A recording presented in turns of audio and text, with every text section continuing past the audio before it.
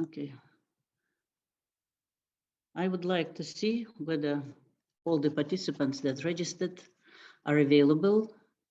Claire, are you here? Are you with us? Claire, Marlene? Yes, good morning. Oh, morning. Yes, Rami. So nice to see you, Claire. I've not seen you for ages, for 2 years or more. Thank you. So, and Marlene is also with us. Marlene is also with us, and I think Sami should be with us as well. Good morning, Sami, or yes. good afternoon. Yes, good afternoon, Marlene. Yes, good morning and good afternoon, indeed. Yes. This is Sami. Okay, good.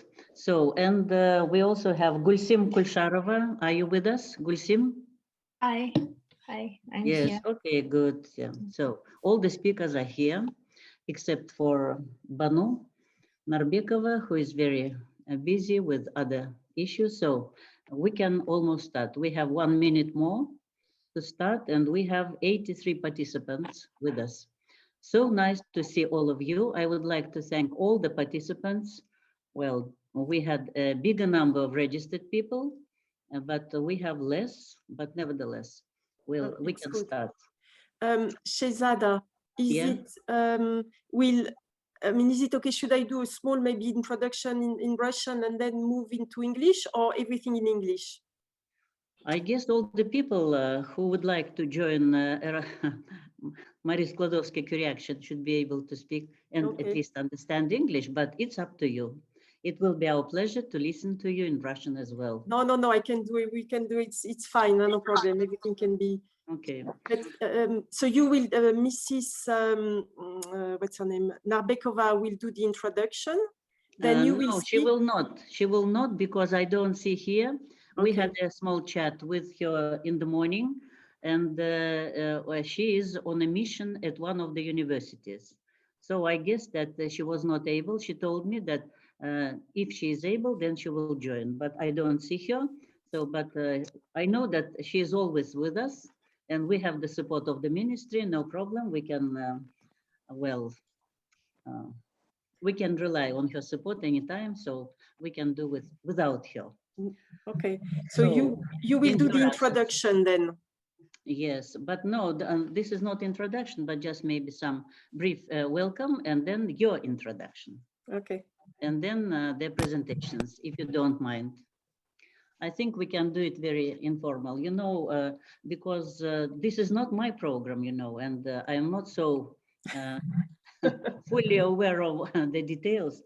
That's why, well, I would prefer that if people who are knowledgeable, who know all the details, you, Marlene, and Sami would provide all the interesting information, and we shall bombard maybe you with questions. Okay. I just have to say that I will have to leave in about half an hour, 40 minutes, okay? Okay, but we'll have Marlene and Sami with us. Yeah, no, they know the program very well, and they'll be able to answer questions. Yes, okay. So we have 86 people with us, and good afternoon in Almaty, good morning in Brussels, and we are happy to see all of you safe. Hope you were not affected by coronavirus, and it is, you know, it will soon disappear, not only in, well, I hope in Brussels at least.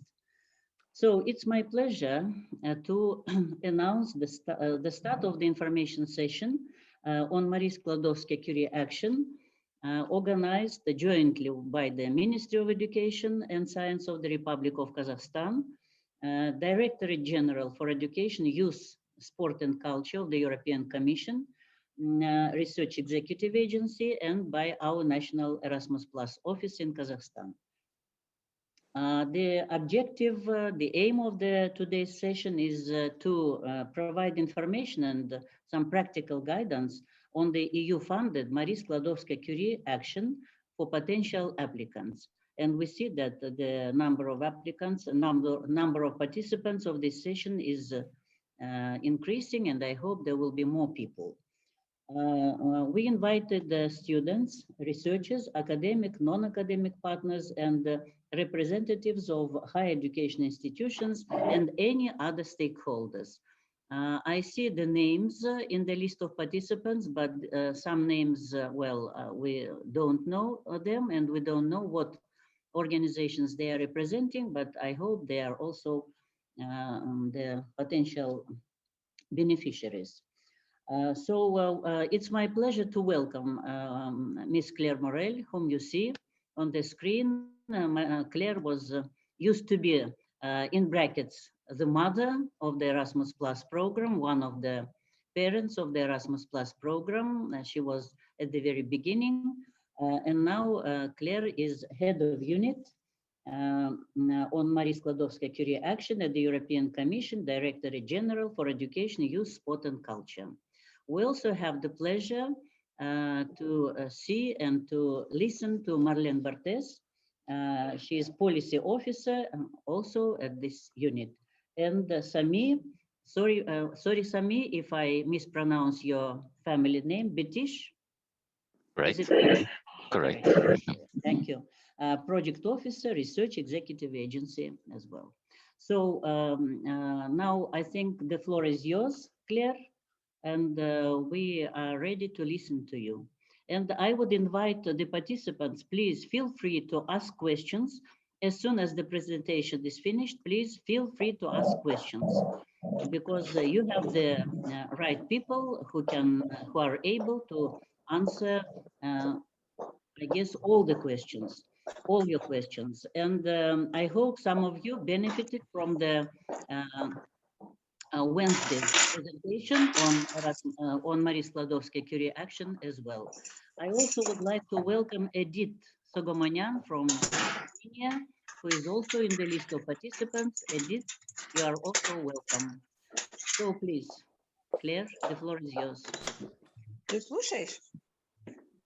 Thank you. Thank you very much, Ezada, and welcome to this online event on the Marie Skłodowska-Curie actions.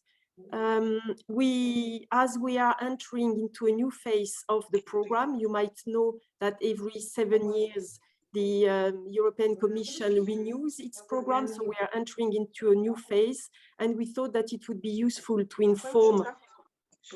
I see that maybe people are not, maybe everybody needs to mute. Dear colleagues, sorry, Claire. Dear colleagues, please switch off your mics. Someone is using his mic, please. I cannot see.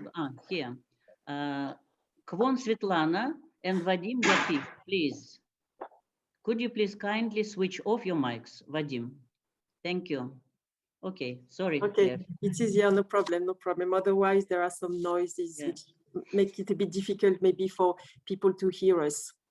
So as we're entering into a new phase of the program, we thought that indeed it would be useful to inform researchers and organizations interested in applying for the program to know about the novelties and the main feature of the program, because we know that Kazakhstan is already very active in the Erasmus program, but maybe knows a bit less about the Marie Skłodowska-Curie actions. So this is why we're happy to be with you this morning with my colleagues Marlene and Sami. We will guide you through the different actions and explain you how to apply, and we are here as well to answer all your questions. So I'll start with a short introduction of what the Marie Skłodowska-Curie actions are about. We will call them MSCA in short. I mean, you know that MSCA means Marie Skłodowska-Curie actions, and you can please at any stage, I suppose, ask questions, or after each presentation there can be a dialogue with the people attending the meeting this morning. So the Marie Skłodowska-Curie action, the MSCA, are part of a bigger program, which is the European Union Horizon Europe program, which is the European program for research and innovation. And this program is divided into different pillars. And the MSCA is part of pillar 1, which is called the excellent science. It means that it's the pillar, the part of the program which funds excellence science, which supports frontier research and breakthrough scientific ideas. It's also the pillar which allows researchers to team up, to equip them with skills, and it also offers researchers access to excellent research infrastructure. Next one. So for those of you who already know the program, you will hear today from my colleagues Marlene and Sami that the program has not changed a lot. So we are entering a new phase, but the actions that you might have known in the past will remain as they are. What we've really tried to do is to simplify the program, to make it easier for researchers who do not know much about it to maybe to access it in a simpler way. And you will see that the 5 actions that we were funding in the past will continue to be funded in the future. So I start with a few figures from the past 7 years. The MSCA have supported more than 65,000 researchers in the past 7 years, including 25,000 PhD candidates. Almost 40% of these researchers were coming from outside the EU. So you will hear that the program is really open to the world. So it's a program where we largely open to researchers and organizations from any part in the world. The program does not only address individual researchers, but it has as well, of course, a positive impact on institutions, especially through the development of doctoral programs. So in the past 7 years, 1,000 doctoral programs were funded. More than 4,500 companies were supported through the program. It's a program that supports very much cooperation between academia and the non-academic world. My colleagues will come back on this. And we put as well a particular focus on the participation of women researchers. So up until now, 42% of all our researchers are women, and we hope that this percentage will increase in the future. In the next slide, you will see the figures for Kazakhstan. So you'll see that there is let's say that the participation of Kazakhstan in the program has been quite moderate up until now, and we really hope that in the next phase of the program, there will be more participants from Kazakhstan. So in the past 7 years, we had 66 researchers involved in the Marie Skłodowska-Curie actions, including 25 PhD candidates. We had 14 researchers going from different parts of the world to Kazakhstan. The most active organization in Kazakhstan in MSCA is the Nazarbayev University. In terms of actions, all the organizations from Kazakhstan involved so far in the program were involved in the RISE action, which is the staff exchange project. And we had a very high percentage of women researchers, which much higher than what we do in Europe, which is a good sign. Next, yes. So what is really the objective of the MSCA? The MSCA is the EU reference program for doctoral and postdoctoral training. The objective of this program is to develop a highly skilled human capital research in order to have researchers able to tackle to tackle current challenges, future challenges, able as well to communicate this scientific evidence to policymakers and to the public at large. It's a program that works across disciplines, so we promote very much the interdisciplinary approach. We want as well our researchers, those who go through the program, to be equipped with skills which are needed in the labor market, both in academia and outside academia, to be able to innovate and convert knowledge and ideas into products and services to the benefit of society. The program also, as I said, develops excellent doctoral programs in order to enhance the global attractiveness of the institutions involved in the program. And of course, I mean, it's a way.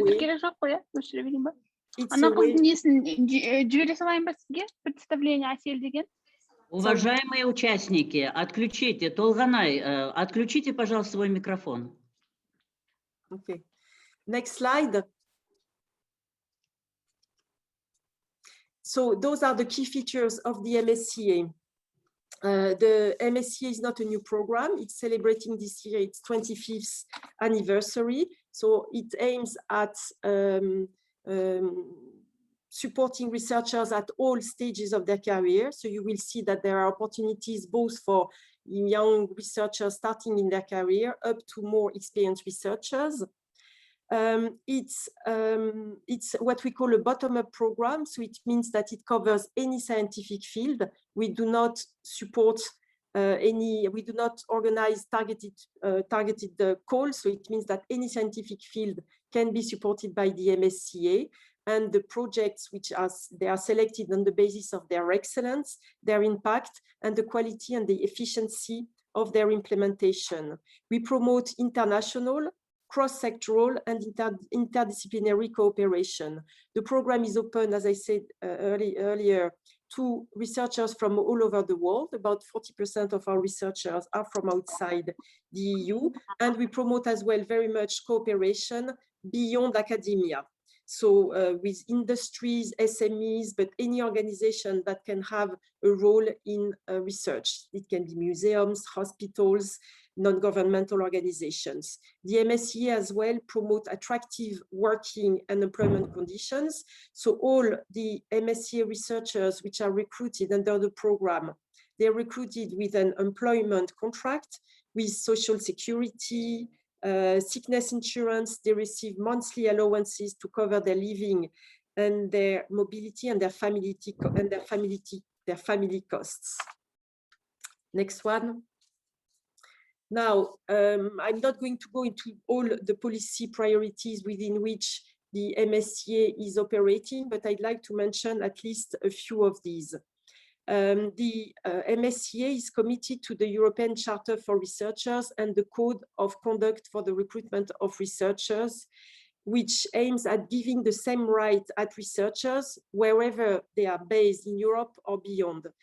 So these principles that you will hear about, so the European Charter for Researchers and the Code of Conduct for the Recruitment of Researchers, they are key elements of the European policy to make research an attractive career, and they promote open, merit-based and transparent recruitment procedures. The MSCA also promotes innovative doctoral training principles. Those are principles which have been, let's say, promoted at European level, and which means that we want our researchers to work in attractive institutional environment, which promote interdisciplinary research.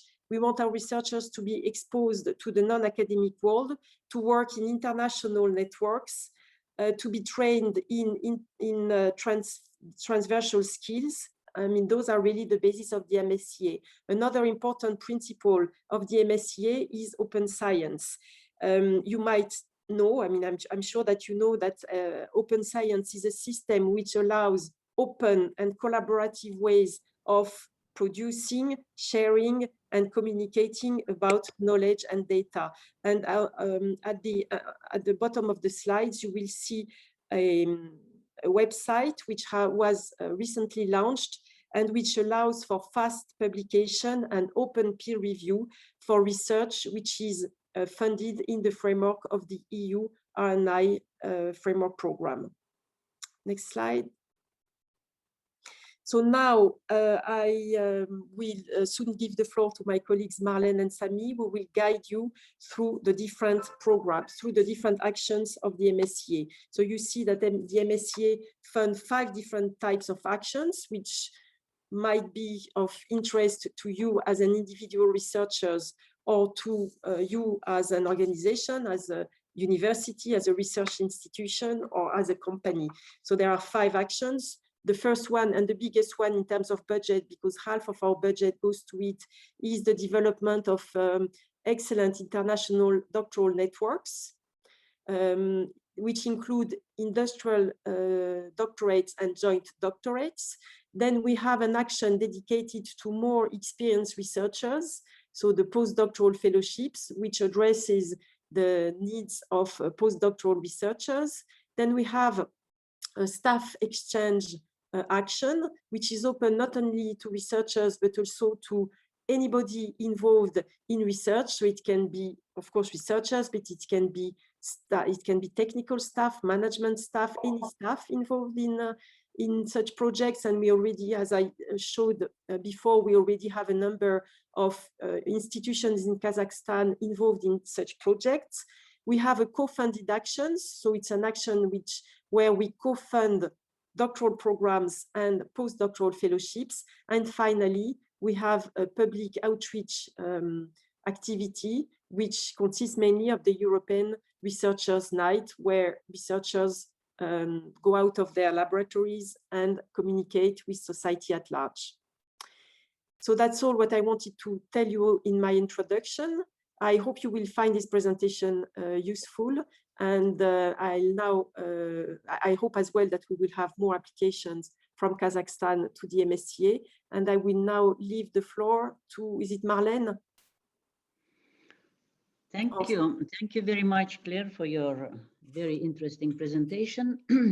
And I hope there are some questions. So far, I see only technical ones.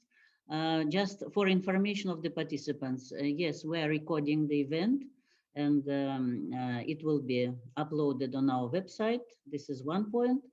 And the second point, please take care of your mics while Marlene and Sami will be presenting.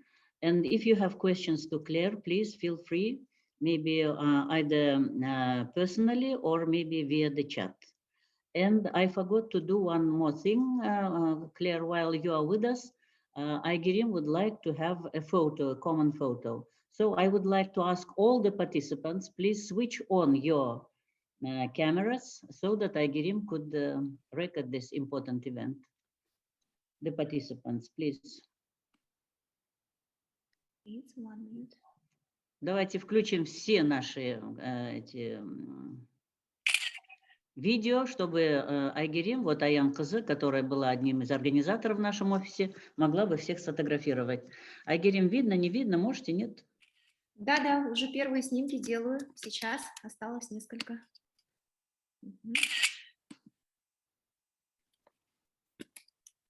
Абишева Сауле что-то не включила, свой этот, камеру.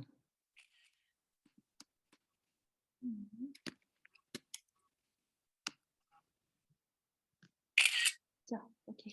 So, thank you. Thank you very So much. then, do you have any questions to Claire? I think, Shehzad, I'm sure that people will have questions to Marlene and Sami because they will really enter into Okay. I'll stay for a few more minutes. Okay, thank you. Then it's our pleasure. The floor is yours, Marlene. You are the first. Yes. Yes. I will start. Thank you for joining us. Yes, please. Well, thanks for having us, and thanks for organizing this. As you said, the Marie Skłodowska-Curie actions are not your program. I mean, you are our Erasmus Plus coordinator, so we really appreciate that you're taking this on board and that you're trying to help us spread information on the MSCA beyond, well, our borders and in Kazakhstan. So yes, thanks a lot for this. Sami and we have about 1 hour now to try and get a little bit more into detail on what Claire just briefly mentioned at the beginning. So we will try to present... Квон Светлана, будьте добры, отключите, пожалуйста, свой тиче. Кто зарегистрировался под тиче? Светлана Карстина, пожалуйста, отключите свои микрофоны. Very sorry, Marlene, but no worries. It happens all the time. It happens to me as well. Yeah, and yes, please. It's a joy of technology. Please control your mics. Okay, so we will go a little bit more into detail in the different MSCA actions that Claire has briefly mentioned in her presentation, mostly 4 of them. But before we start, maybe it's good to just set a few, well, to enter a little bit into terminology, because at the European Commission, we love acronyms, abbreviations, complicated words, and we are quite used to them, and sometimes we don't realize that other people might not really know what we're talking about. So it's good to maybe start just to give you a few definitions. So when we speak of Horizon Europe countries, or for especially in the MSCA, we will often mention EU member states and Horizon Europe associated countries. So I think EU member states, it's quite obvious what we mean by that, so the 27. But Horizon Europe associated countries, basically these are countries that sign an association agreement with us, with the European Commission, to be able to participate fully in the Horizon Europe program. This means that they will have exactly the same rights as EU member states. And we have a number of them. If you're familiar with Erasmus+, you know that it's a little bit the same for Erasmus+. So some countries, for example, Turkey, which is not an EU country, signs an agreement with the Commission, and then they are able to participate just like France or Germany. So it's the same here in Horizon Europe. The list of associated countries beyond the EU member states is not yet officially available, but it will be very similar to what we had under Horizon Europe, meaning, for instance, that we will have the Western Balkans in there, like Albania, Bosnia and Herzegovina, etc. We also have the EEA countries, as we call them, or some of them, like Norway, for instance, and Iceland. We will most likely have Switzerland, Turkey, Ukraine, the Faroe Islands, etc. So you see that actually the Horizon Europe countries are not only the EU, we go beyond with 10 to 15 countries more. So whenever you want to participate with institutions located in EU member states and Horizon Europe associated countries, please think that this could be also Georgia or Armenia. And of course, since Brexit unfortunately happened, the UK, if they sign, when they sign their association agreement, will also be considered a Horizon Europe associated country. So that's just so you know who we're talking about when we speak of these groups of countries. Another important aspect is the difference between what we call a beneficiary and what we call an associated partner. So the beneficiary is basically the institution that will sign the grant agreement, so which will have the legal and financial responsibility of the project. There's usually a minimum number of beneficiaries required for our actions, like a consortium of beneficiaries, for instance. And then there are some geographical requirements. For most of the actions, beneficiaries should be EU member states or Horizon Europe associated countries. But for some, it could actually also be third countries, like for doctoral networks. So Kazakhstan, for instance, could be a beneficiary under doctoral networks, but we'll get into that in a few minutes. And then the beneficiary is also the institution that receives the money from well, the Commission or from the Research Executive Agency. So they are in charge of the financial management of the project. And then we have what we call associated partners, which also contribute, of course, to the action or to the project. So, for example, they could host staff or researchers during a secondment period, but these associated partners do not directly receive funding. By directly receive funding, I mean from Brussels, from the Research Executive Agency, but of course then in the consortium they can agree on how they want to split the costs and if there is any transfer of money to associated partners. And then finally here, when we speak of organizations, obviously we're talking about institutions, so they do have to have a legal entity. We speak, Claire mentioned it, of academic and non-academic organizations. So academic could be, for example, a higher education institution that awards a degree or a research institution. And then we have non-academic institutions, which could be industry, small and medium enterprises, etc. So we also often speak about these two sectors, academic and non-academic, and we're trying to build bridges between the two sectors. So that's very important under the MSCA. As I mentioned, for organizations, we do have some eligibility criteria, especially for if they are beneficiaries. So most of the time they would have to be an EU member state organization or from a Horizon Europe associated country. And then when we're speaking of researchers, here I think it's good for you to know that we're talking about people from any nationality. So we are open, a very open program. We try to attract talent and to support talent from around the world. And then, of course, there's a few conditions, of course, attached to receiving funding from us. So some additional rules, which we will go into when we cover the different actions. I'll start with the doctoral networks one. So this one is the biggest action, as Claire said, under the MSCA, with more or less 50% of our total budget. So it's really big. When we speak here about multi-beneficiary action, it means that it is more than one beneficiary. Yeah? So it's again a little bit of technical vocabulary, but it's important to keep in mind. And there's basically two types of activities or two types of actions within doctoral networks. So either the establishment of industrial doctorates. So as the name says, industrial, there should be a link to the non-academic sector. So researchers will be asked to step outside academia and to develop some skills in industry and business. And this, of course, means that there will be a joint supervision by an academic and a non-academic organization. And then we have what we call the joint doctorates. So here it's really a highly integrated type of collaboration between institutions that should lead ideally to a joint, a double, or multiple doctoral degrees.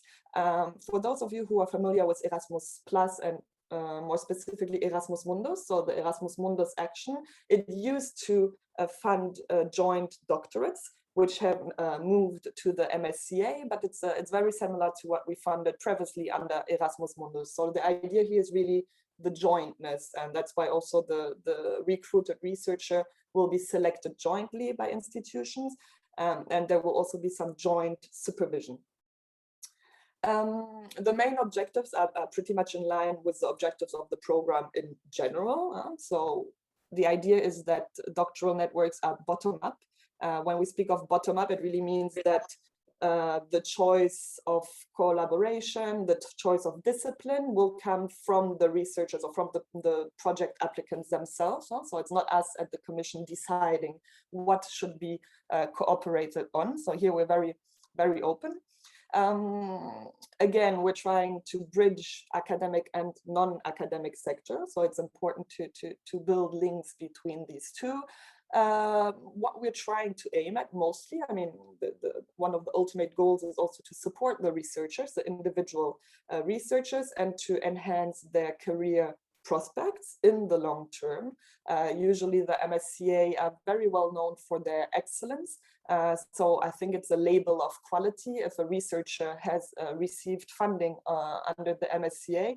And I mean, we will have a testimonial later on by Gulsum, who has received funding under the MSCA, and she will be able to tell us a little bit more the impact it had on her career. And then, of course, we try to focus on, creating new skills in our researchers while building their careers, of course. We focus a lot on the supervision aspects of doctoral training.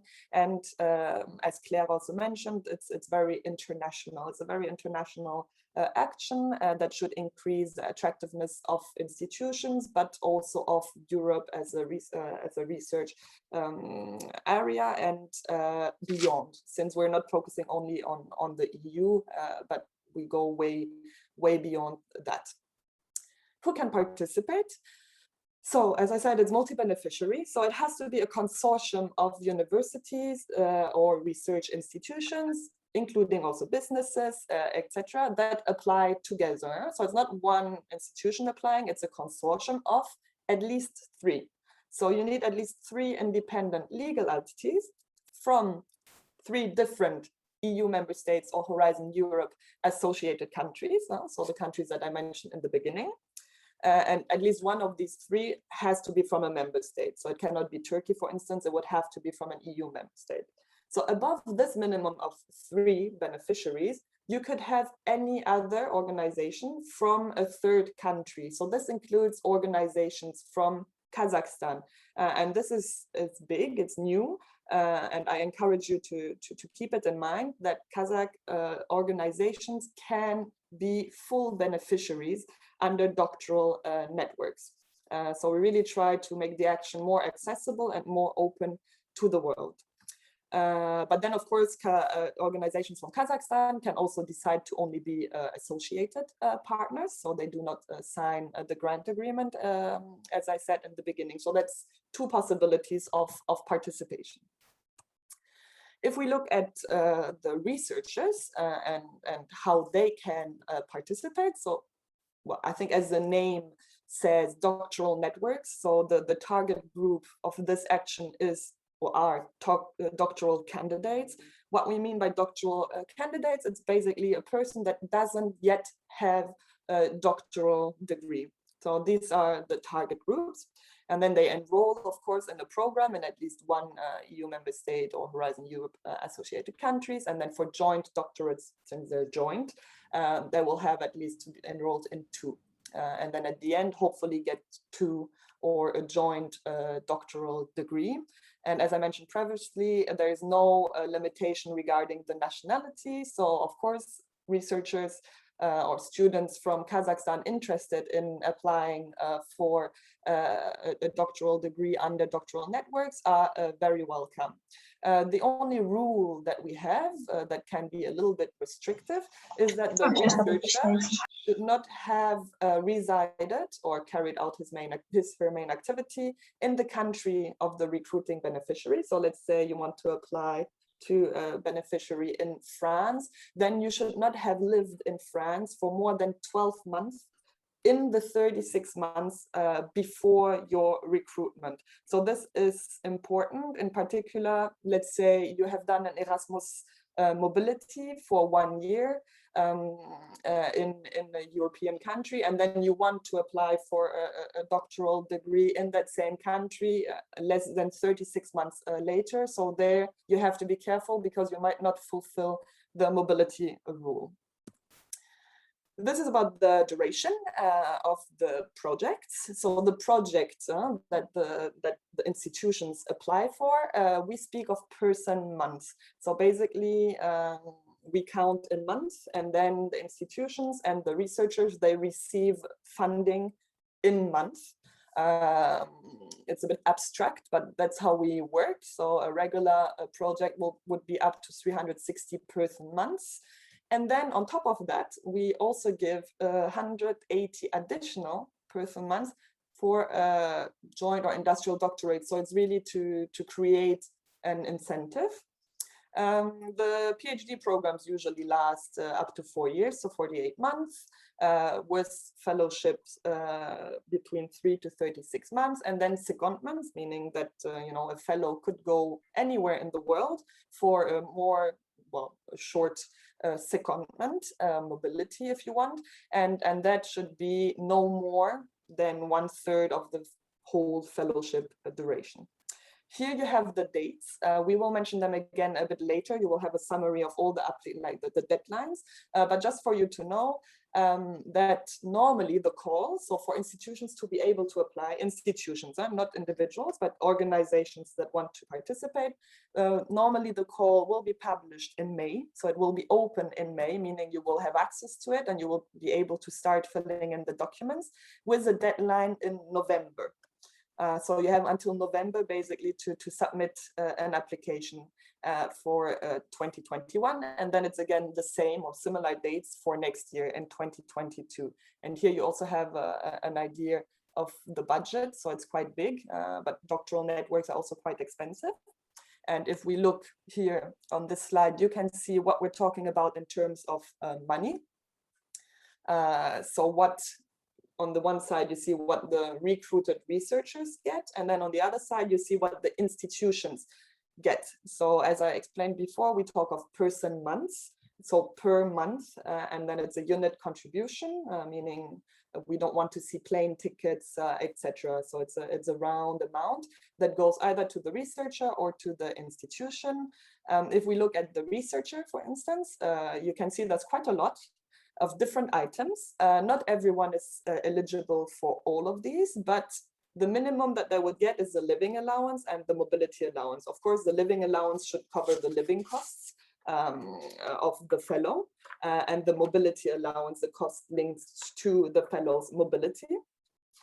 For the family allowance, that would mean if, for instance, the fellow is married, or if he or she is in a relationship that is considered as a marriage, or if he has a kid, for instance, then you would, on top of that, of the living and mobility allowance, you would also receive a family allowance.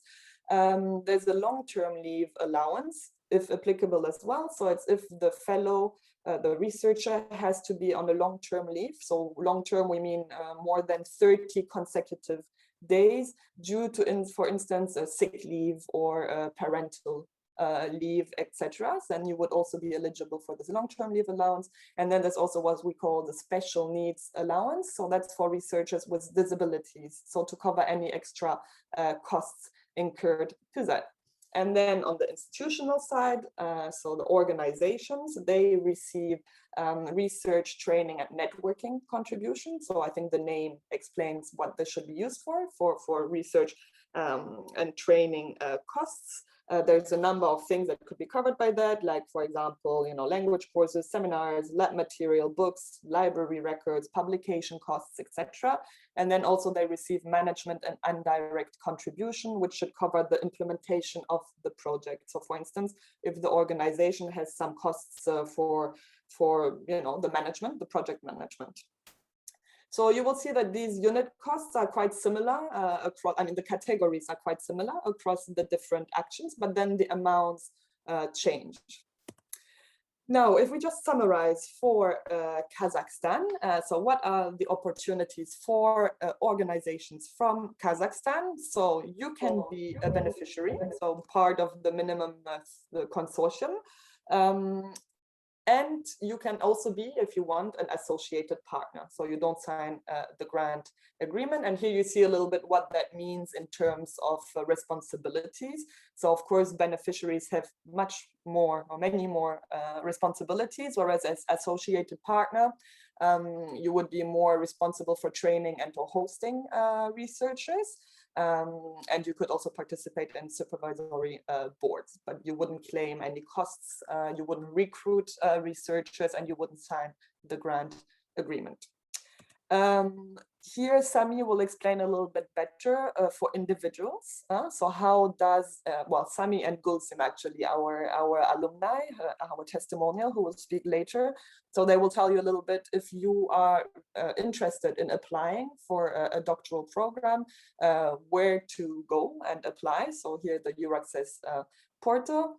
And if we look at numbers for Kazakhstan, we had so far 25 researchers from Kazakhstan recruited since 2014 under this action. So we would love to see more of you apply. So if you're an institution, don't hesitate to tell maybe your master's students that this opportunity exists. And yeah, just spread the word. One other action, the MSCA staff exchanges. In the past, it used to be called the Research and Innovation Staff Exchange action. It's actually the action that changed least compared to the previous 7-year program. And it's also the action where Kazakhstan participates most. So I think we had 9 projects under the previous program, which involved organizations from Kazakhstan, and I will briefly mention 2 of them as examples. It's also the most international action under the MSCA, meaning that we have the highest number of non-EU or associated countries, organizations involved. So organizations from 3rd countries, such as Kazakhstan, Central Asia, and the rest of the world. And it's also, let's say, the most flexible the easiest action. So if you have no experience with the MSCA so far, and this is the first time you hear about us, then you might want to consider applying or participating, because you cannot apply directly to staff exchanges, maybe as a first step, and then see, build on that to go further into other actions.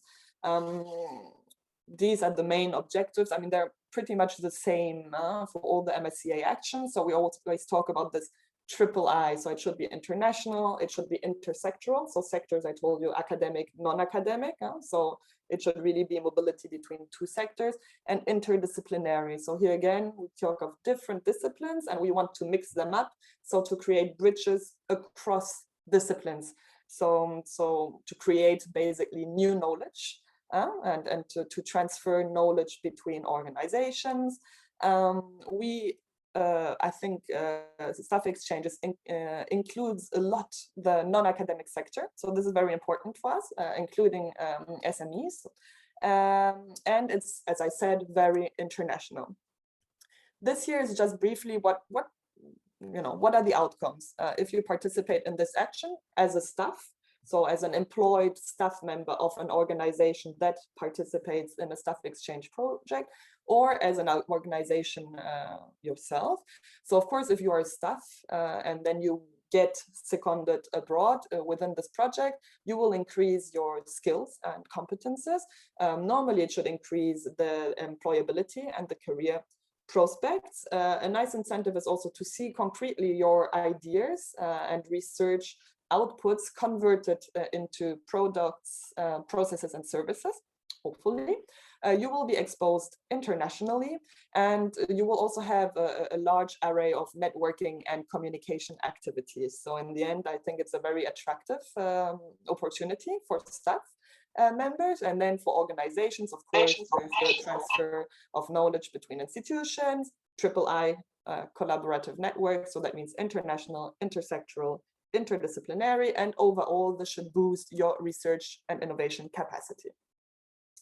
Just looking at the time, we're good. These are the activities. So what do we mean by staff exchange? Staff exchange, as the name says, it's basically the exchange of staff between organizations. So you either send or you host staff on what we call a secondment. These secondments, this mobility should always be either across sectors, so academic to non-academic, or vice versa, international, so from one country to another, not within the same country, and interdisciplinary, so across disciplines. The activities, I mean, the project should also cover networking activities, organization of workshops, conferences, etc. And then, of course, the staff will receive new skills. Here, just so you know who can participate. So the application is submitted by a consortium, just for doctoral networks, of at least 3 independent legal entities in 3 different countries. 2 of these countries have to be an EU member state or Horizon Europe associated country. So 2 out of the 3 have to be in Europe. And then the third one could be from anywhere in the world.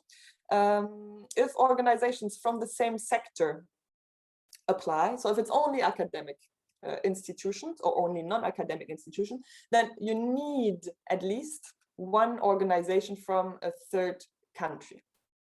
So that's a little bit the minimum. If we look at the seconded staff members, so who can participate in this mobility scheme if you want, it could be any staff. So that's nice because we don't focus only on researchers, on PhD or postdoc researchers. We really look at staff more widely. So it could be researchers, it could be administrative staff, it could be managerial staff, or even technical staff. However, all this staff or the staff has to be actively involved in the research and innovation activities covered by the project. So it cannot be just any random staff of your university. There has to be a link with research and innovation activities. If we look at researchers, so researchers can also go on secondments. It can be any type of researcher. So it could be doctoral candidates or postdoctoral researchers. And there's one condition important to keep in mind, that the staff that is going to go on a secondment should be engaged for at least 1 month at the sending institution before going on a secondment.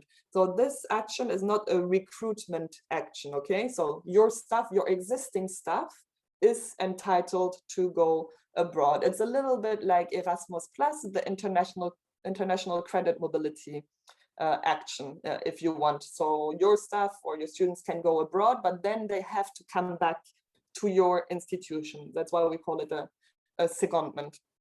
And then the duration of the secondment, so one staff can go abroad from 1 month to 12 months maximum. Okay, so that's it's a bit shorter than the other MSCA actions.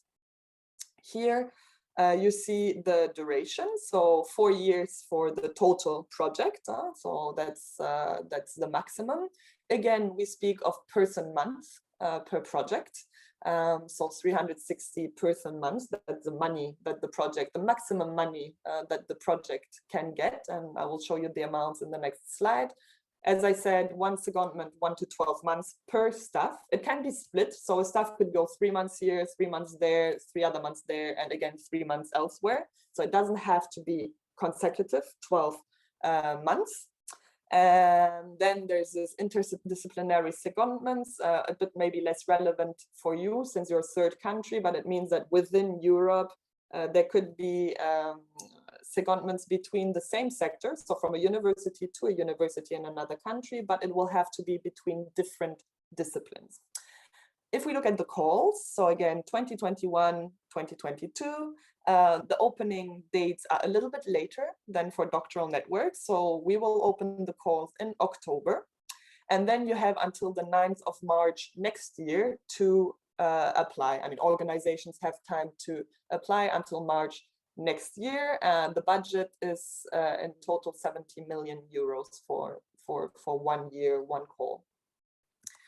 Here you see the money. So what funding do we cover with this action? What's important to note here, you have it in the little box at the bottom, is that the organizations are expected to pay the salary of the staff, as I said, because it's your staff, it's your employed staff. So the organizations need to pay the salary of the staff, even when the staff is away on a secondment. And then on top of the salary, you get what we call the top-up allowance. Okay, so the 2,300 euros, it's a top-up of the salary of the staff.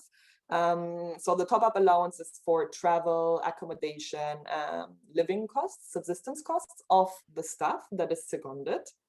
The special needs allowance, if applicable, is what I explained earlier before, is in case the staff has some disabilities and needs extra financial support. And then the rest of the money goes to the institution. So again, research, training, and networking, and then management and indirect contribution. And well, you have explained here what this means. So opportunities for Kazakh organizations, you can be associated partners. If we check here, just some examples of projects where Kazakhstan was involved. Claire mentioned it earlier. So Nazarbayev University is, I think, the most involved institution in Kazakhstan, meaning I think you have 4 projects run by them. I'm not really sure, but here is one example of a project where they participate. So it's about geohazards, for assessing risk linked to geohazards. And I mean, it's just to give you an idea a little bit of the number of institutions that are involved. So at the top, you can see the institutions from EU member states or associated countries. And then you see the partners, the 6 partners from around the world. So we have Argentina, Bolivia, United States, China, Saudi Arabia, and Kazakhstan in there. If you want, you can click on the link just to give you an idea. Cordis is basically the website where all the projects that we have funded in the past are listed with a nice description. You have the maps, you have the budget. So you see here that the EU contribution was 1.8 million. So you can find a lot of inspiration if you want on this Cordis website. The next project, for instance, this one, the Central Asian Law project, which you can see on the map, involves all of the Central Asian countries, and again, a partner from Kazakhstan as well. So these kind of projects you can use as inspiration, I think, just to, you know, get a better idea of what exactly they cover. And I think that's it for staff exchanges. So I'll hand over the floor now to Sunny, who will talk about postdoctoral fellowships. Thank you, Marlene. You Marlene. can take control of my screen, or? Do you think I can? Request remote control. And I approve. Perfect.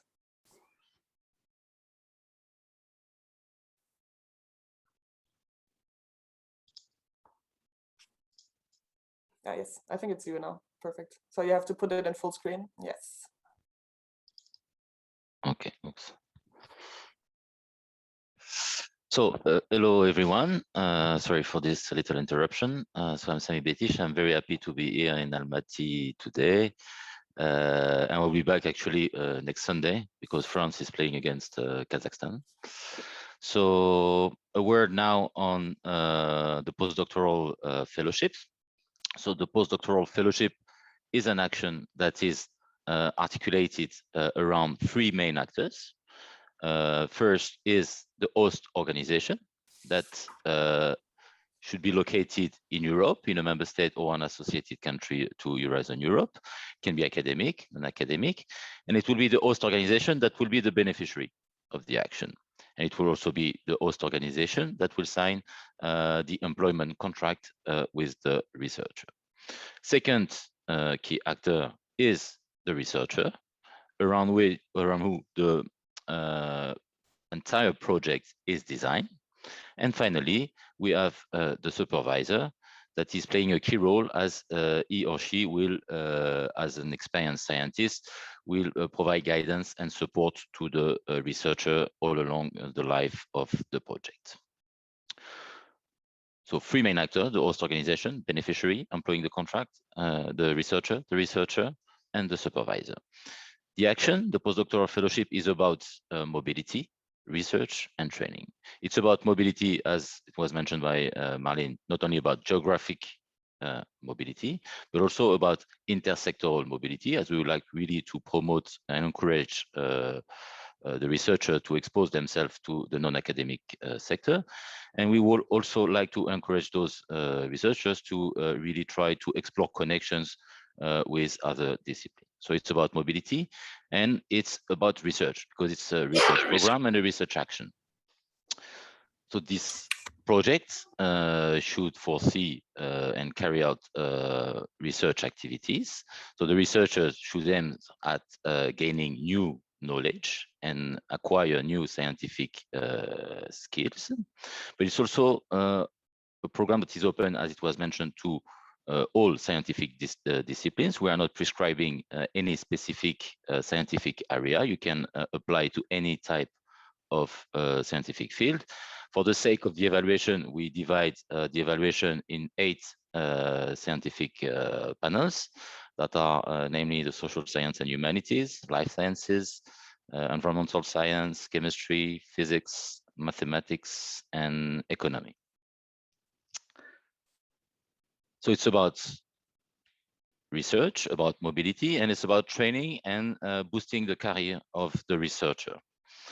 And for that, we expect that the proposal foresee quite some training, not only training to get new scientific skills, how to use scientific equipments or research infrastructures, how to gain knowledge about open science practices, but also to acquire more transferable and horizontal skills that can range from the exploitation of the results through entrepreneurship or patenting to more general skills that are that could be leadership, communication to a non-scientific audience, or grant preparation.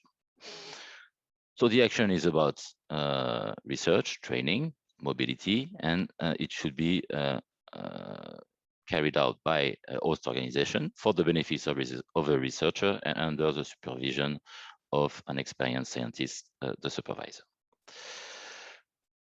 The postdoctoral fellowship action is structured around 2 pillars. The first one is the European Postdoctoral Fellowships, where we will support those researchers that would like to come to Europe or that would like to engage in a mobility within Europe. Second pillar of this action is the Global Postdoctoral Fellowship, where we will support researchers in 2 steps.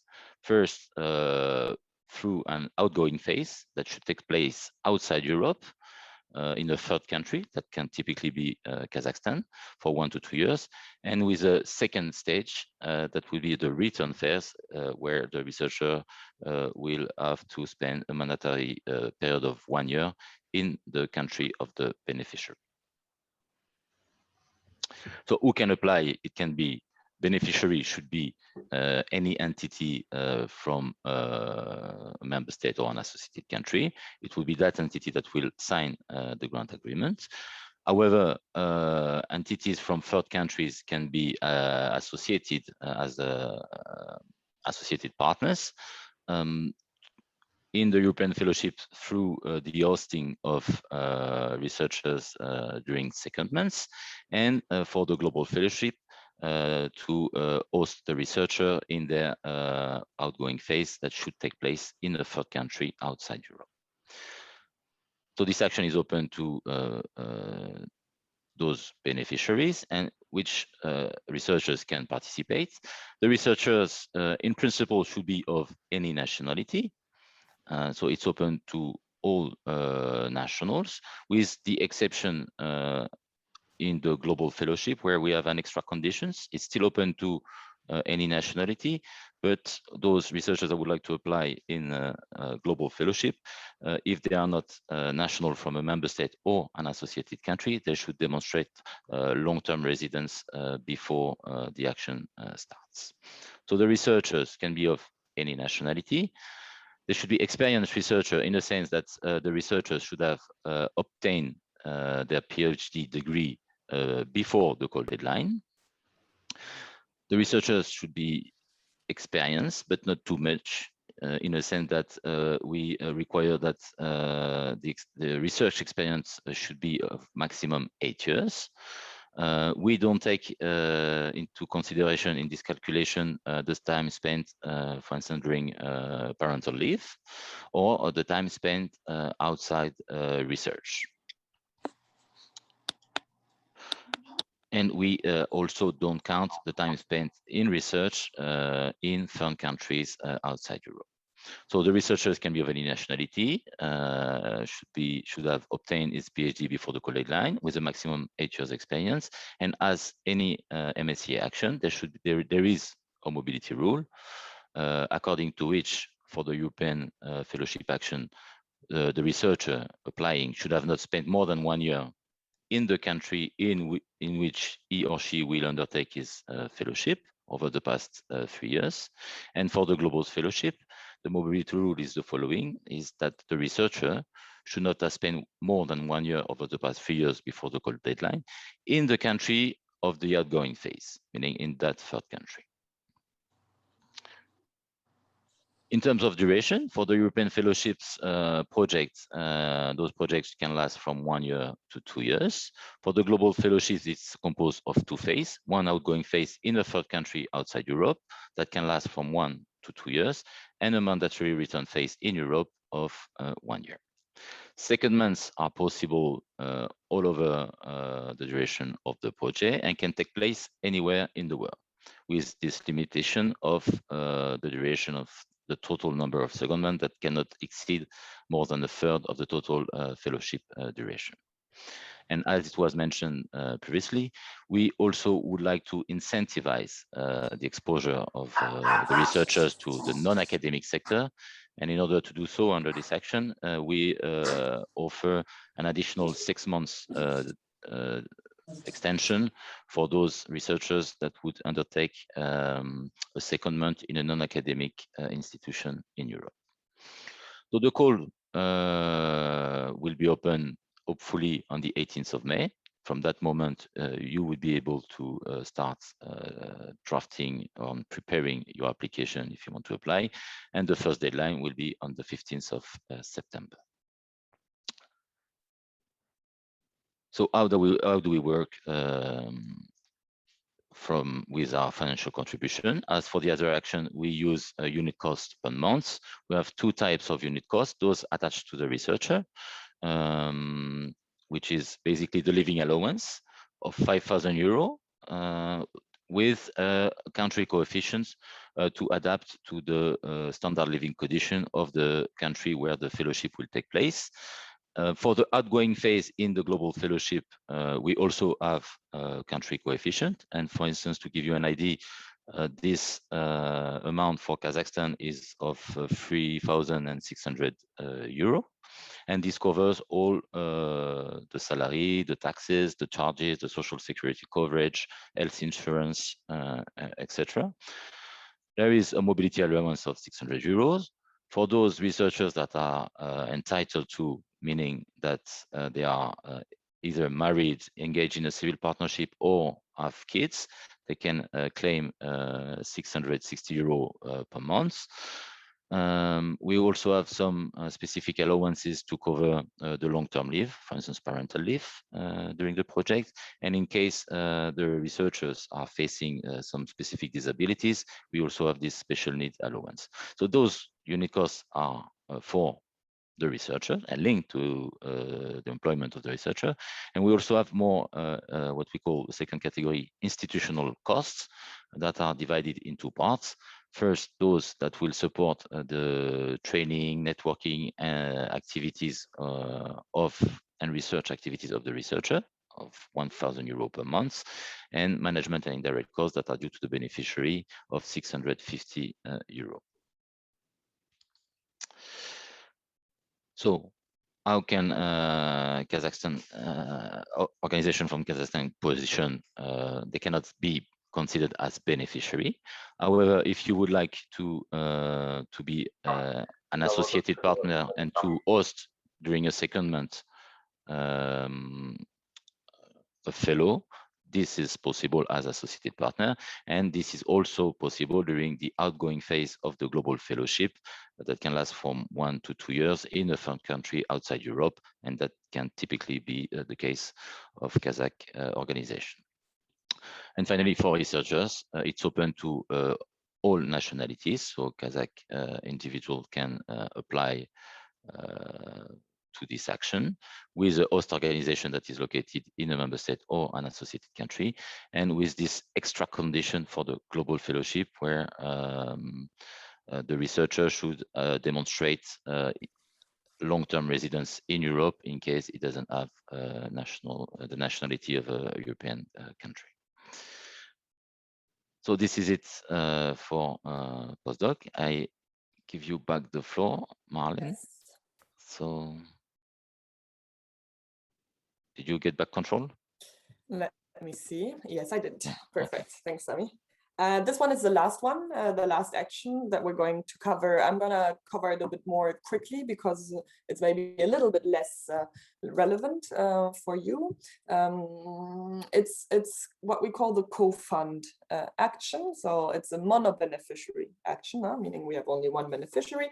And the idea here is to really give funding, additional funding, so to co-fund, not to cover everything, either new or already existing programs for doctoral training or postdoctoral training. So these could be national programs, it could be regional, it could even be institutional programs that we co-fund. And the idea behind this is to basically spread the best practice that we have under the MSCA, which, as I've said previously, has a very high reputation of quality, of excellence, of fair treatment, of good working conditions, etc. So we're trying to transpose this into new or existing programs. If we look at who the target groups are, here again, we're talking about doctoral candidates. So somebody who does not yet have a doctoral degree at the call deadline. And then about postdoctoral researchers, as Sami explained very well. So these are researchers that already have a PhD, so a doctoral degree at the deadline. In terms of who applies, so who submits the application to the European Union, it's a single legal entity. So as I said, it's mono-beneficiary. So it's one legal entity from an EU member state or Horizon Europe associated country. So Kazakh universities or research organizations would not be able to apply for funding. So they wouldn't be what we call beneficiaries. But they can be associated partners. So it doesn't mean that organizations from Kazakhstan are excluded from the action. Like for other actions, they can be associated partners, and we would very much encourage this. And then there's what we call the career development plan, which is one of the main outputs of this action. So this career development plan is actually quite important, especially for the researcher, and it has to be drafted, set up by the supervisor of the researcher, and then the researcher upon his or her recruitment. And then it has to be revised within 18 months of the start of the project. When we're speaking about co-funding, this is a little bit, so it would be a maximum of 10 million euros per beneficiary per call. So this is the element of co-funding, and then this contributes to, well, the remuneration, of course, such as the living and mobility allowance, although we're quite flexible on the use of the funding. The duration, so it's maximum 60 months, so it's longer than other actions under the MSCA, with a fellowship of minimum 3 months. And then again, as we've seen in other actions, like postdoctoral fellowships, for instance, we have the secondment, so the idea of sending somebody abroad for a secondment. This is possible, and again, it is limited to 1/3 of the total fellowship duration. Here again, you have the deadlines for application, so by organizations, not individuals. So quite late this year, and then the deadline would be next year, actually in February. So you still have, some time to think about it. Although these projects, I mean, they're big projects. 10 million euros is a lot of money. So of course they're quite demanding, and they take time. So like all our actions, you shouldn't wait until the last minute before, drafting your application. And even, I mean, we're giving the opening of the call. So 12th October, for instance, we give this as call opening dates, but if you are aware of these actions, you should already start preparing now. So don't wait until the call opens to start, contacting partners and thinking about your project. So again, here you can see the unit contribution, again, per person months, like for all our other actions. You see it split in two, depending on what programs are co-funded or supported, so either doctoral or postdoctoral programs. As for the other actions, we have the allowance that goes to the researcher, which is, of course, higher for experienced researchers. So for postdoctoral programs, you can see that the amounts are bigger. And then again, if applicable, so based on the needs, we have what we call the long-term leave allowance. Again, so if you have sick leave or parental leave for more than 30 consecutive days, and the special needs allowance in case of disabilities. So yes, I think that's more or less it. Opportunities here for Kazakhstan, as I said, beneficiary, no. So organizations, but associated partners, yes. So you could, host, for instance, secondments. For individuals from Kazakhstan, so Kazakh nationals, you are eligible. So you could apply in existing co-fund doctoral or postdoctoral programs, depending on your status, research status.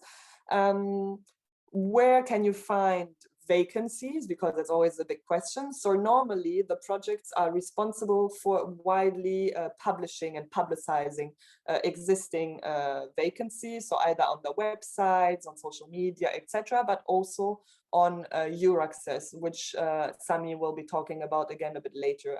I showed it earlier, which is our platform where we post all the available vacancies.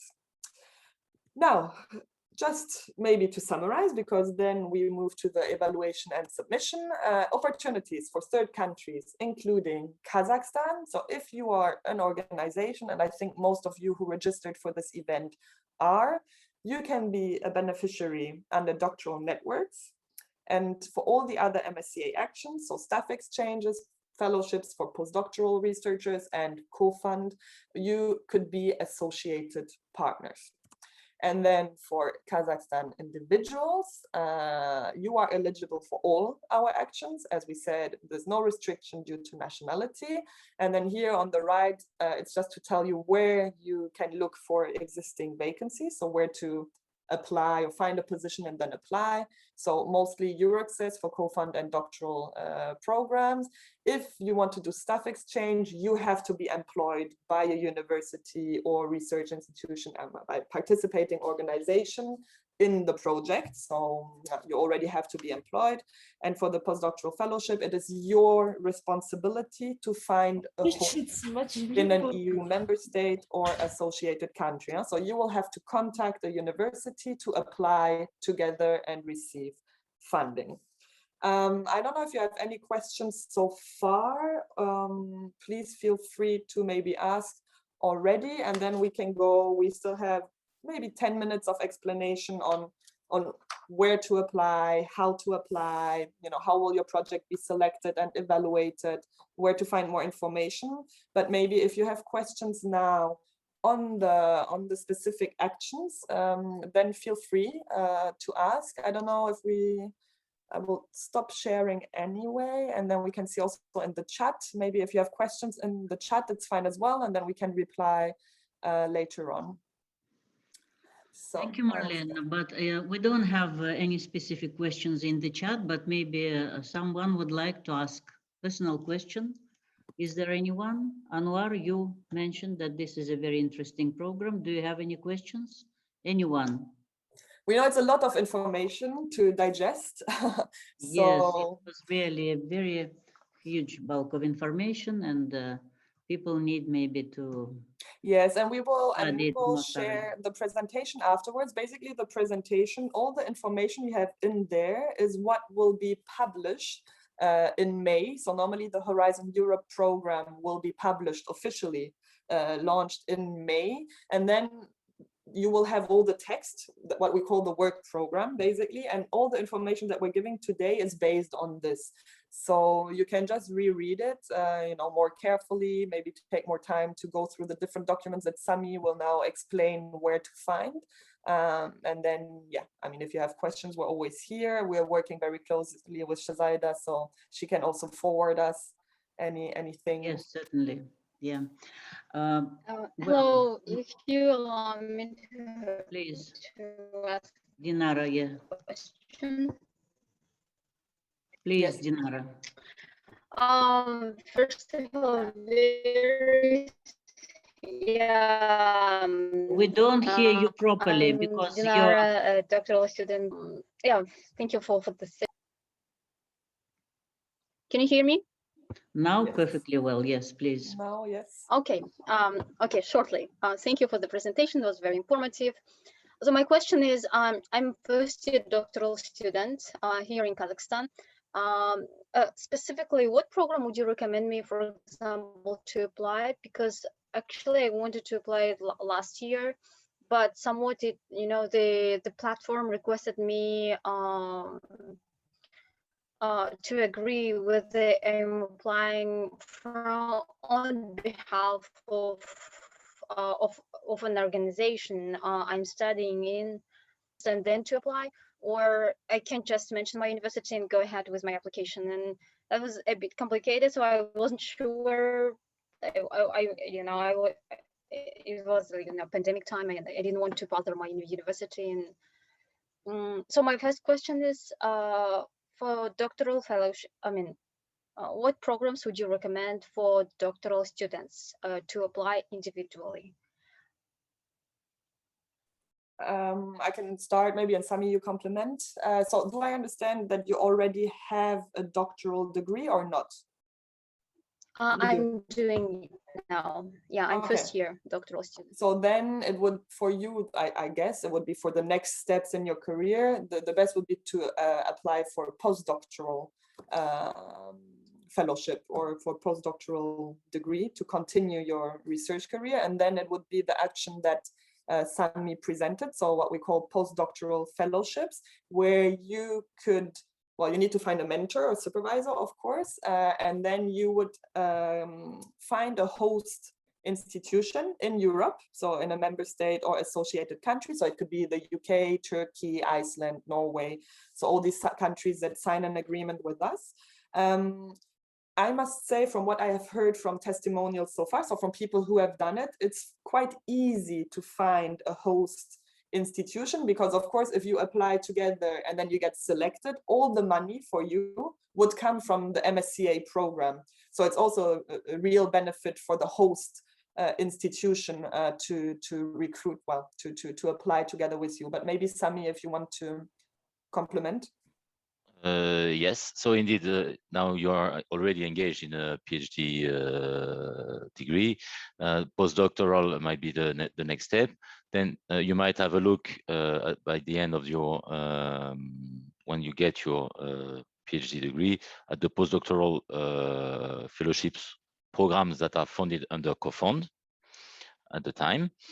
And concerning actually the main opportunity, which is the postdoctoral fellowship action, as Marlene was saying, you would need to find, you cannot apply on your own. So who can apply? It's a legal entity, which can be a university typically, but also a non-academic institution or research organization.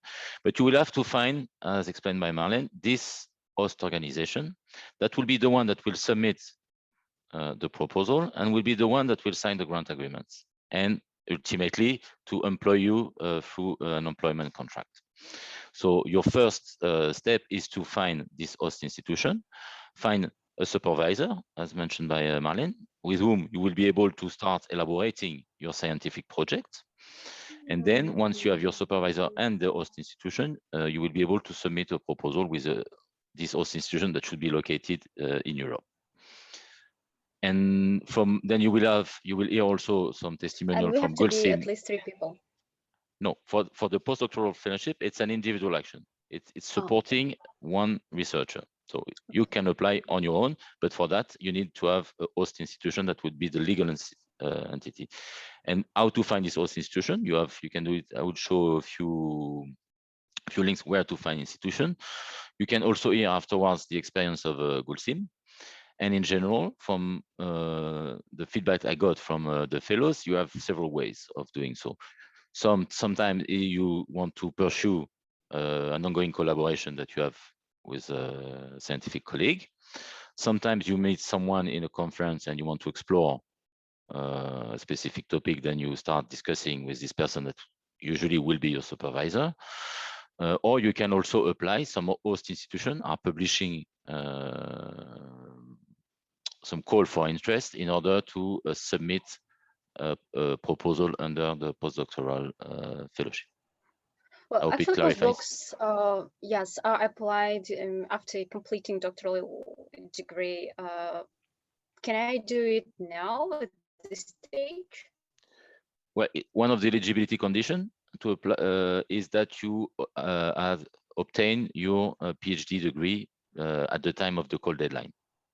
So I understand you are in your first year, so this will not be possible. So meaning that I cannot apply now? No, not this year.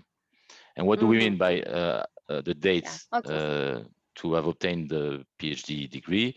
It's the date where you defend your thesis. Yes, so if you don't have yet the certificate so awarded, then of course we would, so you have to have successfully defended it. So then the date yeah, Yeah. that's what you need. So if you're still at the beginning of your PhD, yeah, you might still have to wait a little bit, but it's good if you already know that you want to do this, you know, you can already start thinking about who you would like to be your supervisor based on the content of your research, and maybe also look at different, you know, hosts, possible hosts that would be most promising for you. Yes, Thank you I so see much. there's one question in the chat box for staff exchange. So the question is, do we have to find a partner to switch the employees or to exchange the employees? So yes, of course, if you want to exchange staff, you will have to find somebody to exchange the stuff with. In the slides that we will share, you will see again what is the minimum condition. So it's a consortium, so it's not one institution that applies, it's at least 3 institutions that have to apply together, ideally from the academic and non-academic sector. So it can be universities, research institutions, etc., but it could also be, you know, hospitals, museums, NGOs, small businesses, big businesses. So it has to be ideally a mix, so that then when you exchange the stuff, it is across sectors. And as I said, Kazakhstan, organizations from Kazakhstan, they are not what we call beneficiaries, but they are associated partners. So of course, you know, they can send and receive stuff from their partners. But yes, you will have to find a partner. How to best do that? I think, I mean, we don't have a tool to find partners per se, but if you have already existing collaboration under maybe other EU programs such as Erasmus+, which, you know, is usually a bit easier. So if you already have institutions that you know in Europe that you already collaborate with, for example, under, you know, international credit mobility, so you're already sending and receiving stuff, students and stuff, then maybe you could, you know, contact these organizations and see if they would be interested in going, you know, the next step, and also send and receive researchers.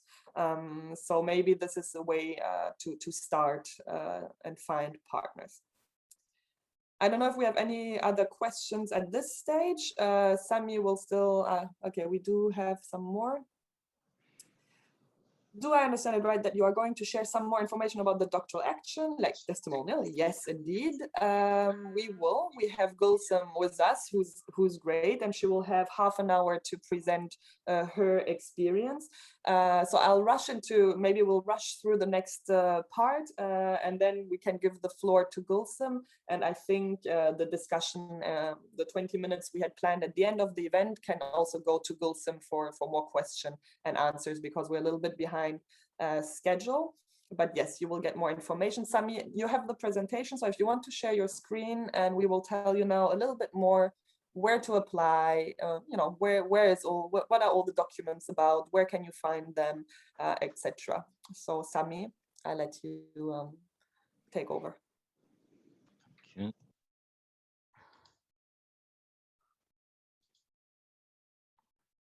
So do you see the screen now? Yeah, okay. So now I will try to go quickly through submission and evaluation and say a few words about your access.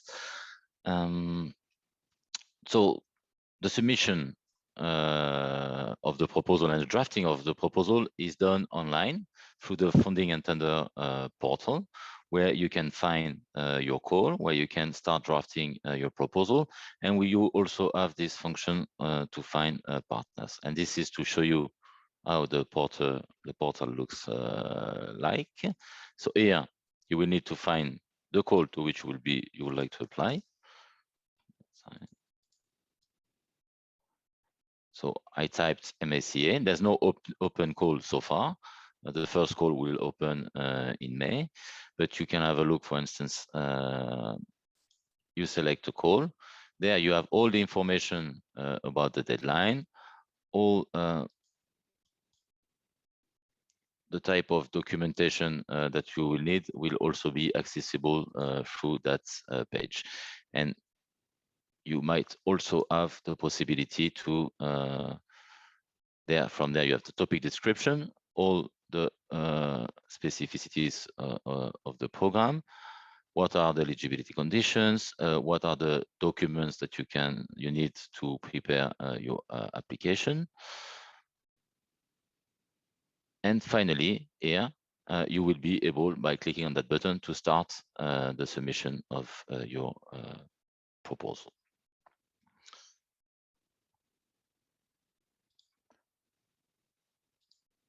So this is how to get information on the work program, the call for proposal, and where to start your application. So your application in the portal is composed of two parts.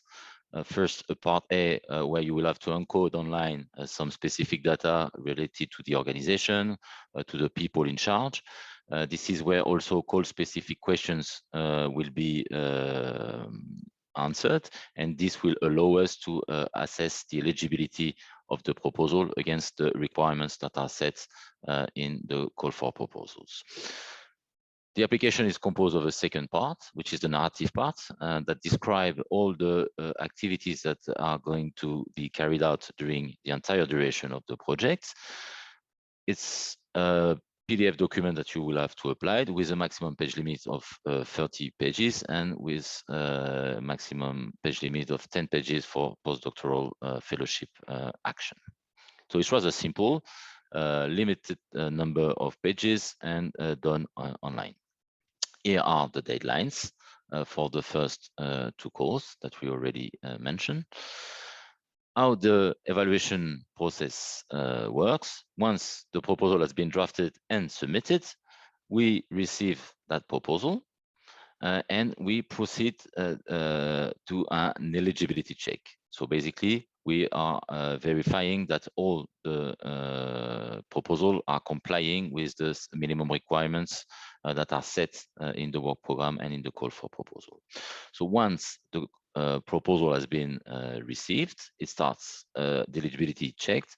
We start allocating the proposal to experts who will assess the proposal, give opinions on the quality of the proposal, and come up with a score that will determine whether or not the proposal will be retained for funding.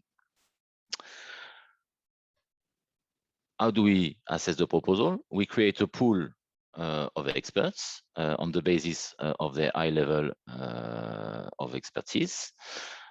The experts can be from the public or the private sector. The pool is gender balanced as much as possible.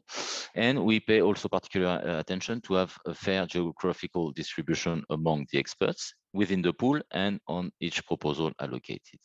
And I take this opportunity to also invite you, if you know, and spread the word in your institutions, if you know experienced scientists that would like to take part in the evaluation.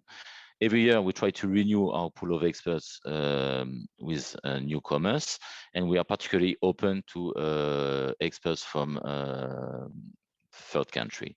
So in case you would like to spread the word to colleagues that you know might be interested, you go to the funding and tender portal, and there you will have work as an expert, and you can start registering as an expert. And this is also a good way to start learning about the program implementation, because you see a lot of proposals that have been submitted and evaluated.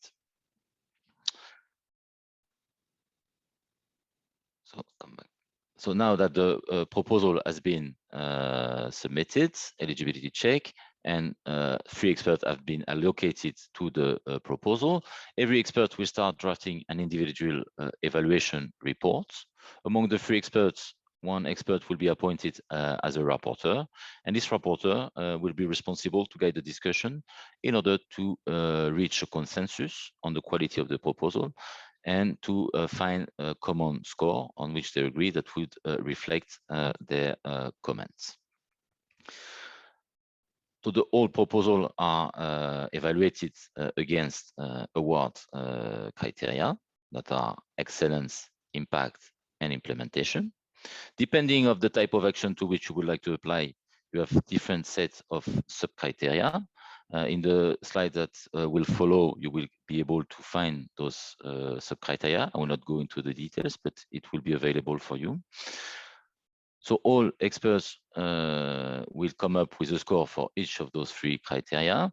Those scores will be out of 5 with decimals, and there will be a weighting of 50% for excellence, 30% for impact, and 20% for the quality and the efficiency of the implementation of the action. And at the end of the day, the overall score will determine the position of the application in the ranking list, and ultimately whether or not the proposal will be retained for funding.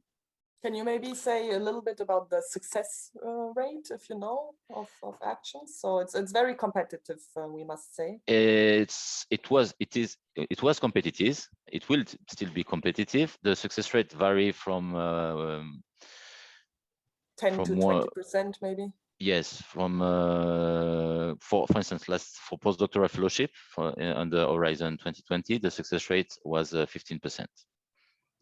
Yes, so make sure to draft good applications, because the competition is quite high. And as you see, we give 50% of the weighting goes to excellence. So you really have to submit excellent projects.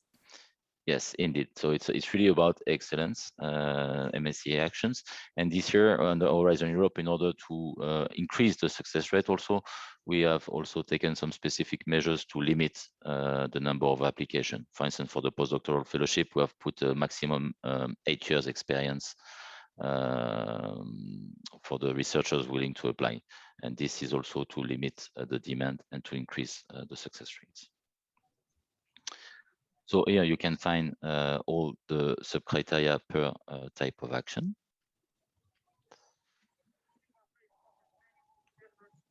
If you start engaging in the drafting of a proposal, then you will need to get access to all the documents that can guide you through this process. And if I have to highlight 2 main documents, this would be the MSCA work program, that is expected to be published in May, where you will find all the details about the specific conditions that are and requirements that are expected from the proposal. You will also find what are the eligibility conditions that you will have to meet in order to submit, and all the information about the deadlines and the budget available. And another key document that you will need to keep next to you, that will be really the reference document, is the guide for applicants. This is a document that will take you through all the process of the application by further explaining what are the requirements, the type of activities that are expected, what type of information is expected in the proposal template. It also explains how the evaluation is performed and how the project should be implemented. So again, if you have to look carefully at 2 documents, this should be the work program and the guide for applicants that should be published soon. You also have this possibility to have the research inquiry service, where you can ask any specific question. In terms of tips and tricks, Gulsim will give you a real testimonial about this.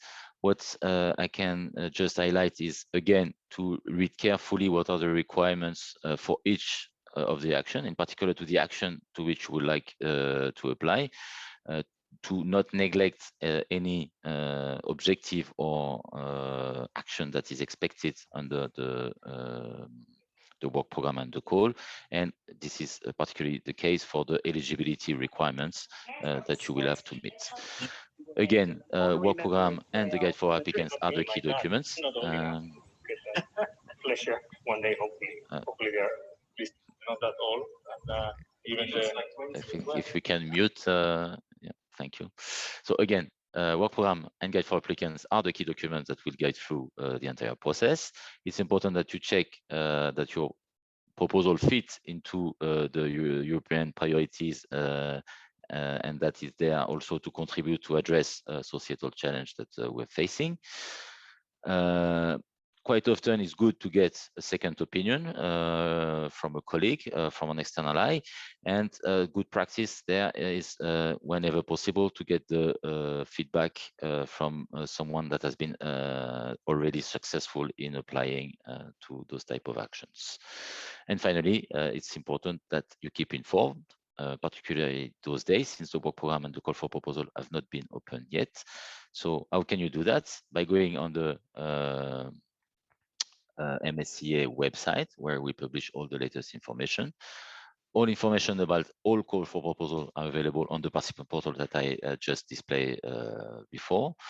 You can also have some further information on the Alumni Skłodowska-Curie Alumni Association, and as well on the your access portal and through our social media. So now, to end up this presentation, I will just show you quickly a very 1 or 2 minutes demo about your access. So what is your access? Your access is a portal which aims at supporting the mobility of researchers and to boost the career of researchers. And how this is done by providing information on the job opportunities for the researchers to get access to those, but also for the hosting organization to post their job advertisements. And you can also find on the portal some more information on the specific legal and administrative conditions of the country in which you would like to be mobile. So to give you an example, just quickly, because Malika, who had asked the question in the chat, so this is important now. This is the information that you should give to your students who are interested in finding, doctoral positions. This your access side is key if you want. So that's to also answer the question in the chat. Yeah. Indeed, and I just show you how, for instance, if you, as a researcher, would like to find a job, you will need to just, it's very intuitive and convivial website. So you go to find a job. Here you can see that there are currently more than 9,000 offers that are published on your access. And if you want to look for those positions that are resulting from the doctoral network actions or the co-fund action, then you will need to go to European Research Program and select MSCA opportunities, for instance, like this. And then you will see that all the positions that are resulting from a doctoral network or co-fund action are published on this website. And to give you, where did I find? So, for instance, this one is ITN. ITN is the ancestor of the doctoral network. If you want to see, for instance, they are publishing a job description, a job offer. They have 15 positions open for PhD students. You have information about the topic of the action, about the type of research activities, and you also have there the minimum requirements in terms of degree and the specific mobility requirements that we ask under MSCA actions. So this is the type of advertisement that you can find, but you can also find, for instance, organization that would like to apply to the postdoctoral fellowship, but are trying to identify a fellow with whom submitting an application. So this is the case from this organization from Belgium, where this entity is expressing its interest to submit a proposal with a researcher under the postdoc fellowship call. So again, this is where you can find the actions that are resulting from the MSc action. But as you saw at the beginning, there were more than 9,000 offers that are posted. And finally, just to conclude, you can also find some specific information here about what are the requirements depending on the country in where you would like to go. where you have information on the visa conditions, the work permits, if it applies, what are the conditions to keep or to preserve the pension in case you're moving from one country to another. So you can find all this type of administrative information, as well as all more general information about the specific countries. And if you are particularly interested in a specific country, you have national contact points that you can contact and that are listed in the portal. And with this last click, I stop here my presentation. I'm ready to take any question if you have any, and otherwise I pass the floor to Gulsim. Thanks a lot. Thank you, Sami. Thank you so much for your comprehensive presentation, and Marlene as well. Well, this is a huge bulk of information, and I think really our people have to digest, and maybe some of them will apply. And there is a short question to Marlene. Is it necessary to present passport for vaccination against COVID-19 when entering Europe? It's $1 million question. The person is ready to I do not have the answer. I must say I'm not really involved in these discussions. You know that at European level within the EU, there's now discussions on a digital green certificate, which would qualify as a COVID vaccination passport, but that's for mobility within the EU. For mobility with third countries, it changes over time. So I think travel with some countries are allowed, with others not. It's also very much a member state competence, not an EU competence per se. But I will share now, if you want, a link to a website, a platform that was created by the EU with information on traveling. It's called Reopen EU. I will send the link now in the chat box. So the best is to have a look on that website. Okay. But yeah, we hope that after the summer, gradually, with the vaccinations campaigns advancing, we shall be able to do international travels again. And you know that, well, I mean, if you travel for work, of course, it's also different than if you travel for tourism. So you might be eligible under MSCA for work to travel abroad. Okay, thank you. So maybe we can give the floor to Gulsim. Gulsim, the floor is yours, please.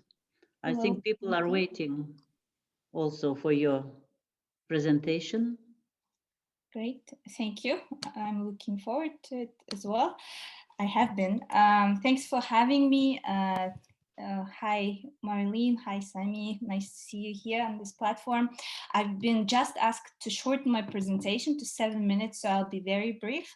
I have about 8 to 10 slides, and I'll briefly talk about through what I'm doing currently, how I obtained my PhD, and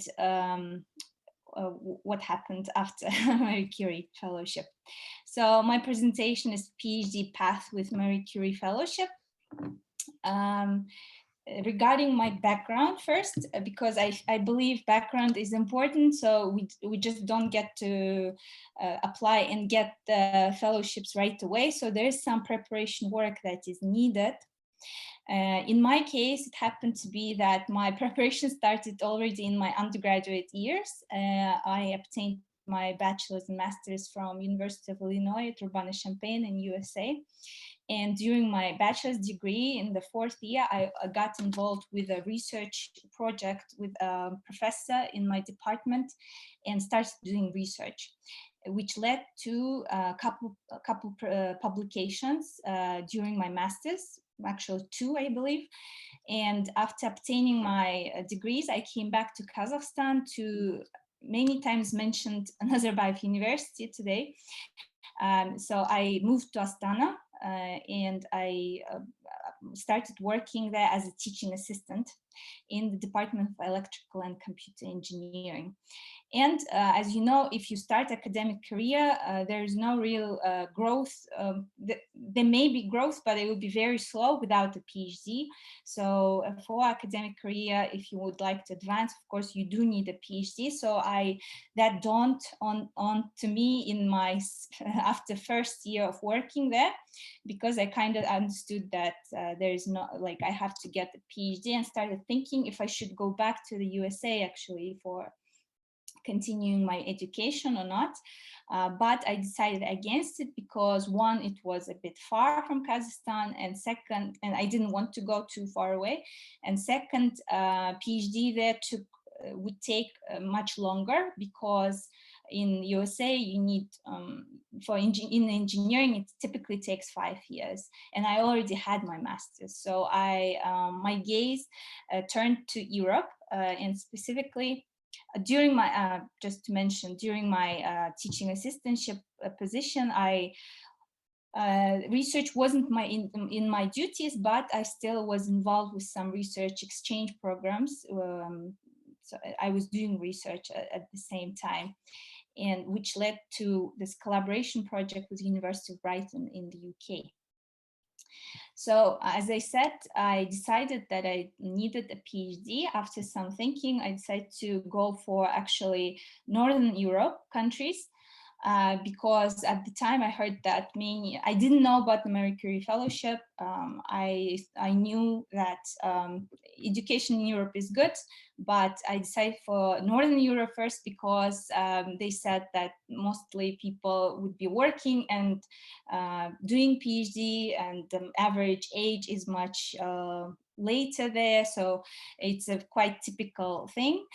And when I was looking on Google for Denmark fellowships, PhD, I somehow stumbled upon this 11 PhD positions in University of Denmark, but apparently University of Denmark was a central university of this ITN, Initial Training Network, which led to several other partner universities, within which was University College London, where I eventually got my PhD.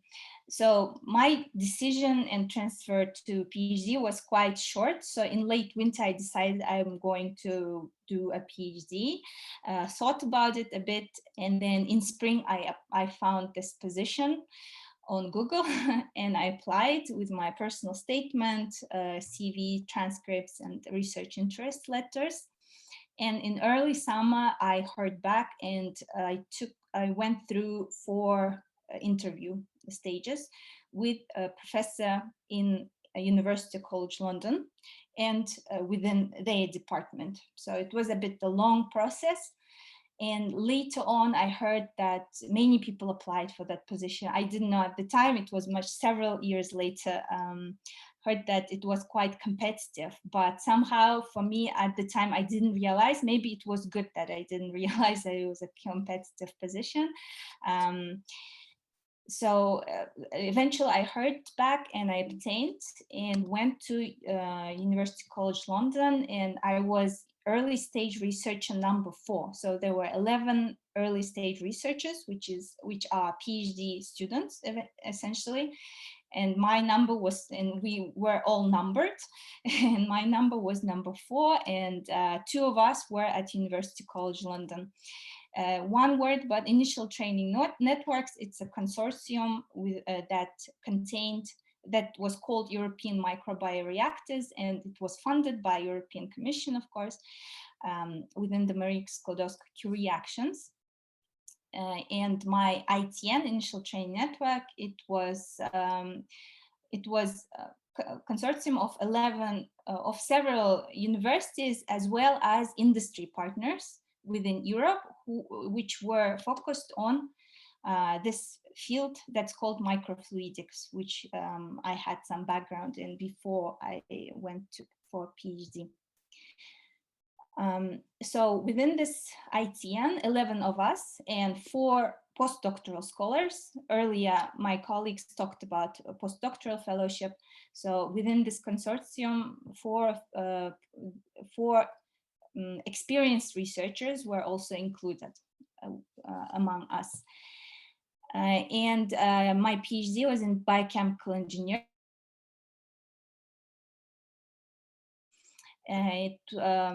As you probably understood, the Marie Curie Fellowship is quite good because it gives much flexibility in terms of funding. So if you have funding part fulfilled, you don't really need to worry about that part, right? And you can focus on more essential things such as your research, such as your PhD and work. And we were employed as Marie Curie trainees, but at this, we were employees of UCL, but at the same time, we were doing our PhD within these contract years in UCL. And there were different things. So one thing is about, one good thing about the fellowship is that it allows you mobility, so secondment. It supports mobility of researchers.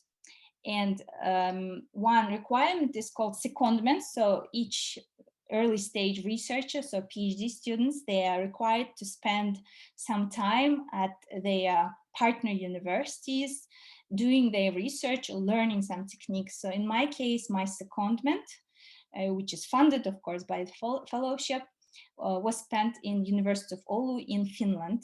So I spent there a couple months doing my research, and which led to actually a good collaboration between my host university, UCL, and this University of Oulu, which is still being carried out nowadays, I think. And it also gave me a lot of opportunities to meet new people, new researchers, and opened new collaborations. So I believe that is also very useful, and it gives one more benefit, I guess, of this fellowship that I was lucky to have. And after that, so after finishing my 3 years, I came back and I did my writing up of dissertation in Kazakhstan. After obtaining, I started my position as postdoctoral scholar at Nazarbayev University. So I came back to my previous employer, and I'm currently leading 2 grants. So I'm a principal investigator. I'm continuing my research that I started during my PhD years. I also do instructions once per year for undergraduate courses. And outside of my work, I'm also a founder of Marie Curie Alumni in Central Asia. This is not an official organization. We do not belong officially to Marie Curie Alumni yet because our number is a bit small currently. So it's purely on voluntary basis. We, myself and several other alumni from Central Asia, we get together, we organize some webinars, and we try to disseminate our experience to those researchers who are interested in going and pursuing Marie Curie fellowships in the future, or who are already doing it. So if you'd like to just, I guess, just briefly, if you'd like to get to know more of us, but the alumni, then you can always find us in the social networks. Could also write to our email, and you could also, of course, feel free to reach out with any questions you may have, and we will always be able to help if you can answer your questions. So with that, thank you for your attention.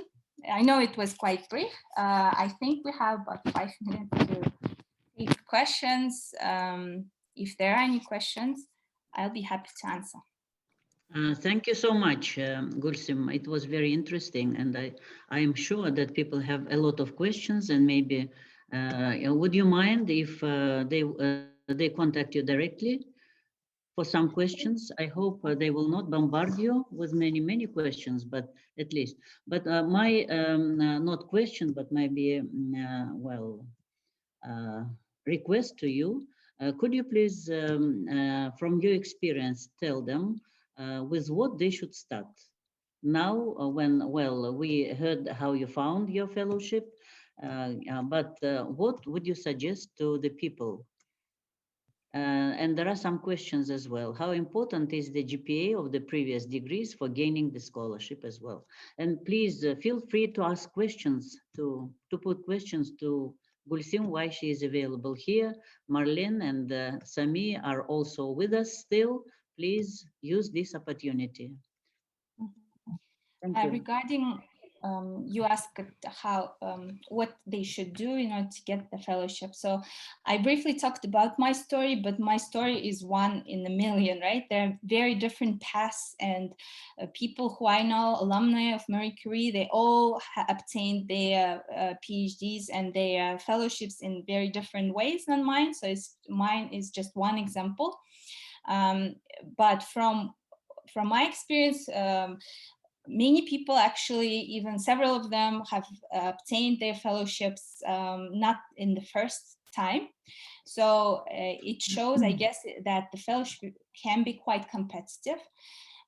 So one is that it may be possible that your research, if you have research experience and it fits the position that the host institution is looking for in the candidate, if it fits perfectly, then you may be a perfect match in that sense. And in that case, your selection will be quite easy. If, however, there are many people who match that position, then there may be a big competition. And the best way to prepare is to actually invest in yourself to gain, since PhD is a research oriented degree, right? Then the research is the number one advantage if you have research experience. So you can prepare yourself by getting involved with projects, doing more and investing in yourself professionally, I'd say. And regarding how important is the GPA? In my case, they did have a look at the GPA and my transcripts, of course, but because I already had experience and publications, I think those things overweight. My GPA wasn't stellar, but it was fine. So they have a look. Of course, if your GPA is too low, it may be a problem, but I wouldn't stress on it. You could always have other strengths in your application if your GPA is low.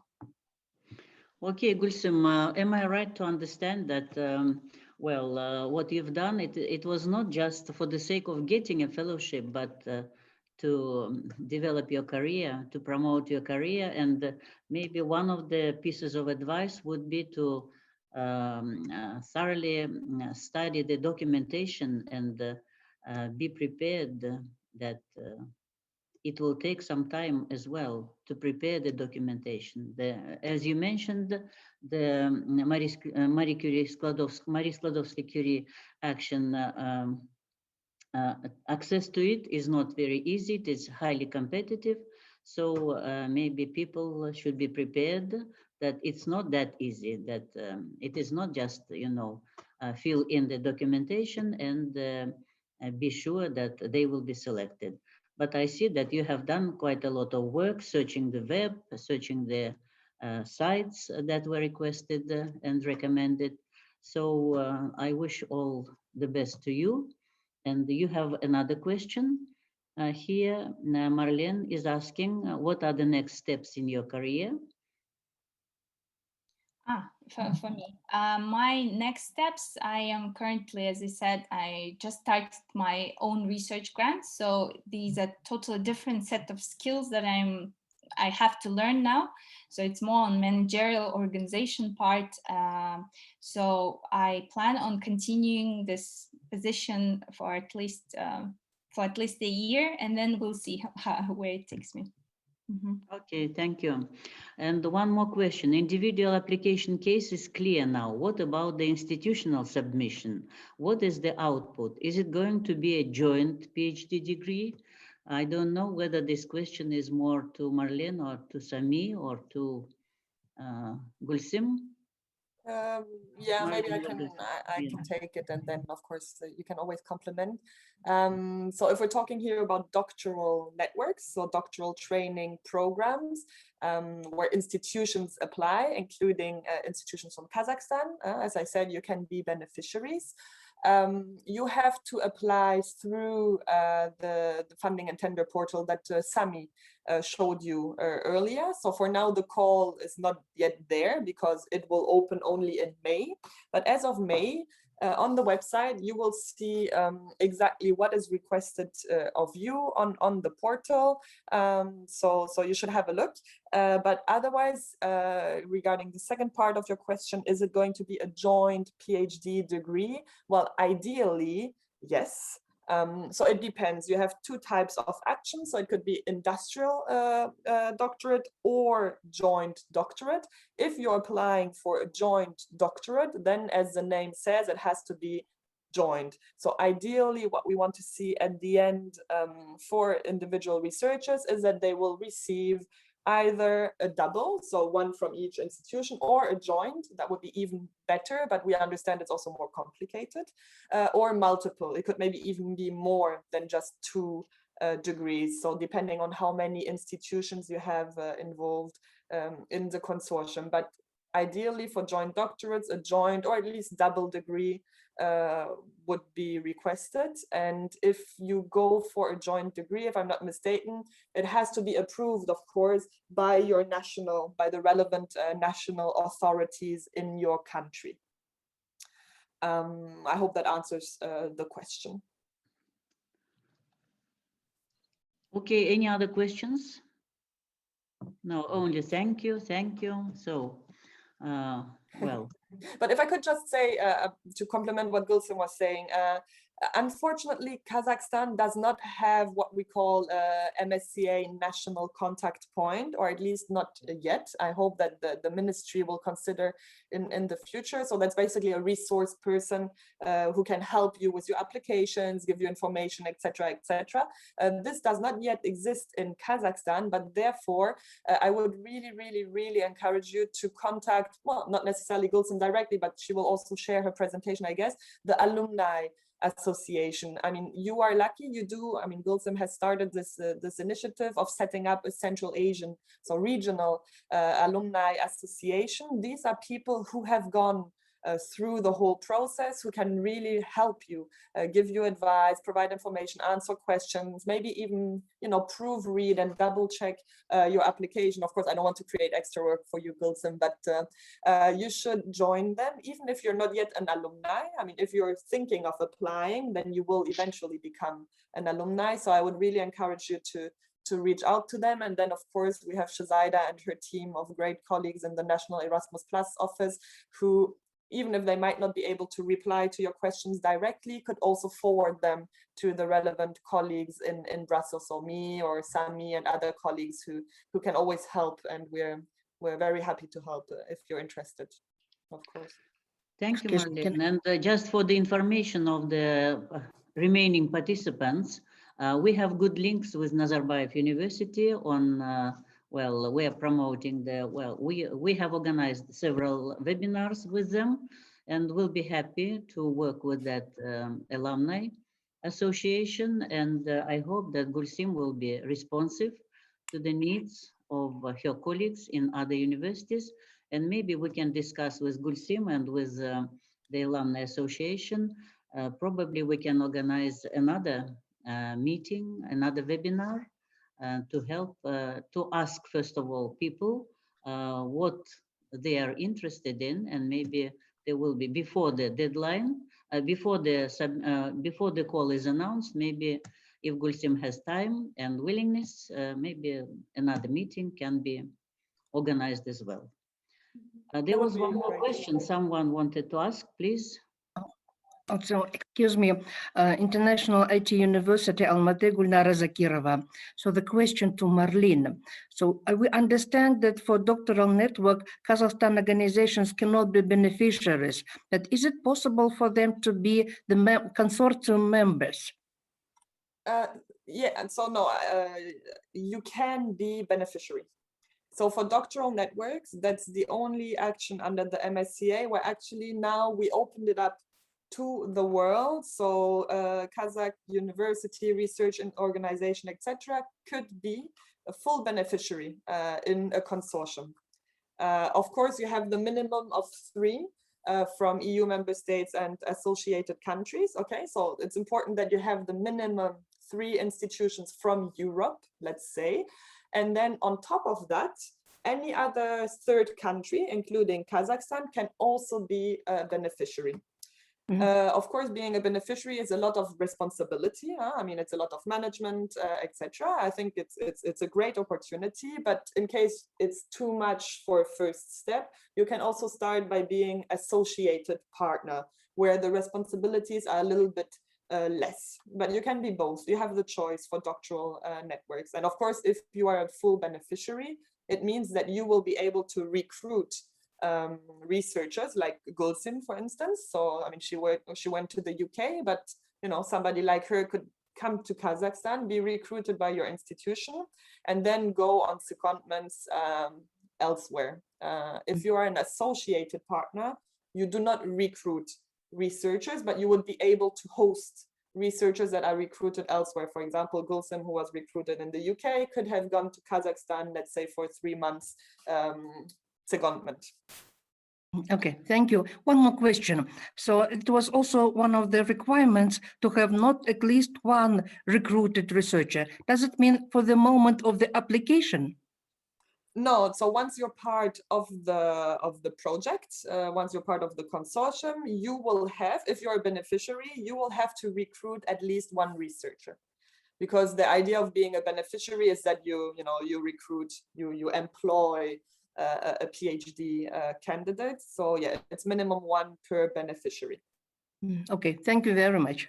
Okay, I see thank there's you, one more Marlene. question in the There is one more chat. question. Is there a maximum number of members in consortium? I hope I'm not making anything up, but I don't think so. Sami, correct me if I'm wrong. There is a minimum number, but as far as I know, there's no maximum. Of course, the consortium has to be manageable, and because the application is very competitive, it's really based on excellence. If you have a lot of partners, you will have to explain exactly why and what each partner is contributing and why they are necessary in the consortium. So be careful, don't try to add too many if they don't really have a key role to play. Okay, thank you. Any other questions? Sami, you wanted to compliment? Is there a maximum number? Just to compliment. No, there's no maximum number. We have 2 mono-beneficiary actions, which is postdoctoral fellowship and co-fund. So there is a maximum number there. That's by default, since they are mono-beneficiary, so there is just 1 organization. And as always, there is no maximum. And as you pointed, Marlene, all the partners that will be the members of the consortium that will be involved in the project should have an added value to the project, and it will be assessed to what extent they bring value to the proposal, but also you have not only for excellence but also for the implementation. So you will be able, you will need to demonstrate that a bigger number of members in the consortium might not lead to some implementation issues, and that it remains manageable by the consortium. Yes, you will have to do a risk assessment, for instance, in your application, so to assess the risks and how you will be able to mitigate them and monitor them. So of course, the more partners you have, the higher the chances of something going wrong, if you want. So be careful. Okay, thank you. Once there are no any other questions, I would like to thank you, Marlene, you, Sami, personally, and Claire, for your contribution, for a very kind contribution. We know how busy you are. Nevertheless, you found time. Gulsim, thank you very much. You are our citizen, so I think we shall contact with you, and you will be able to help your compatriots to have access to this very nice and very competitive and nevertheless very attractive action, because really we don't have this national contact point, and that's why we decided that maybe in response to the needs, we decided to organize this session. I hope that it was useful for everyone, and thank you for your sharing your time and sharing this kind of information. So stay safe, and let's meet when this coronavirus expires, and we'll be happy to meet you, all of you personally. And maybe we'll be able to have this, not online, but offline meeting. So all the best to all of you, and see you next time. Dear colleagues, thank you for your attention. Excuse me, let me kindly ask you, in order to improve the performance of our office, please fill out the questionnaire about your impressions from the event, and the link to questionnaire I will send on chat. Okay, you see, our ladies are not sleeping. They are alert. So, okay. So thank you, and bye-bye. See you next time. Thank you very much. Thank you. Stay Bye. safe. Thank you. Bye-bye. Bye.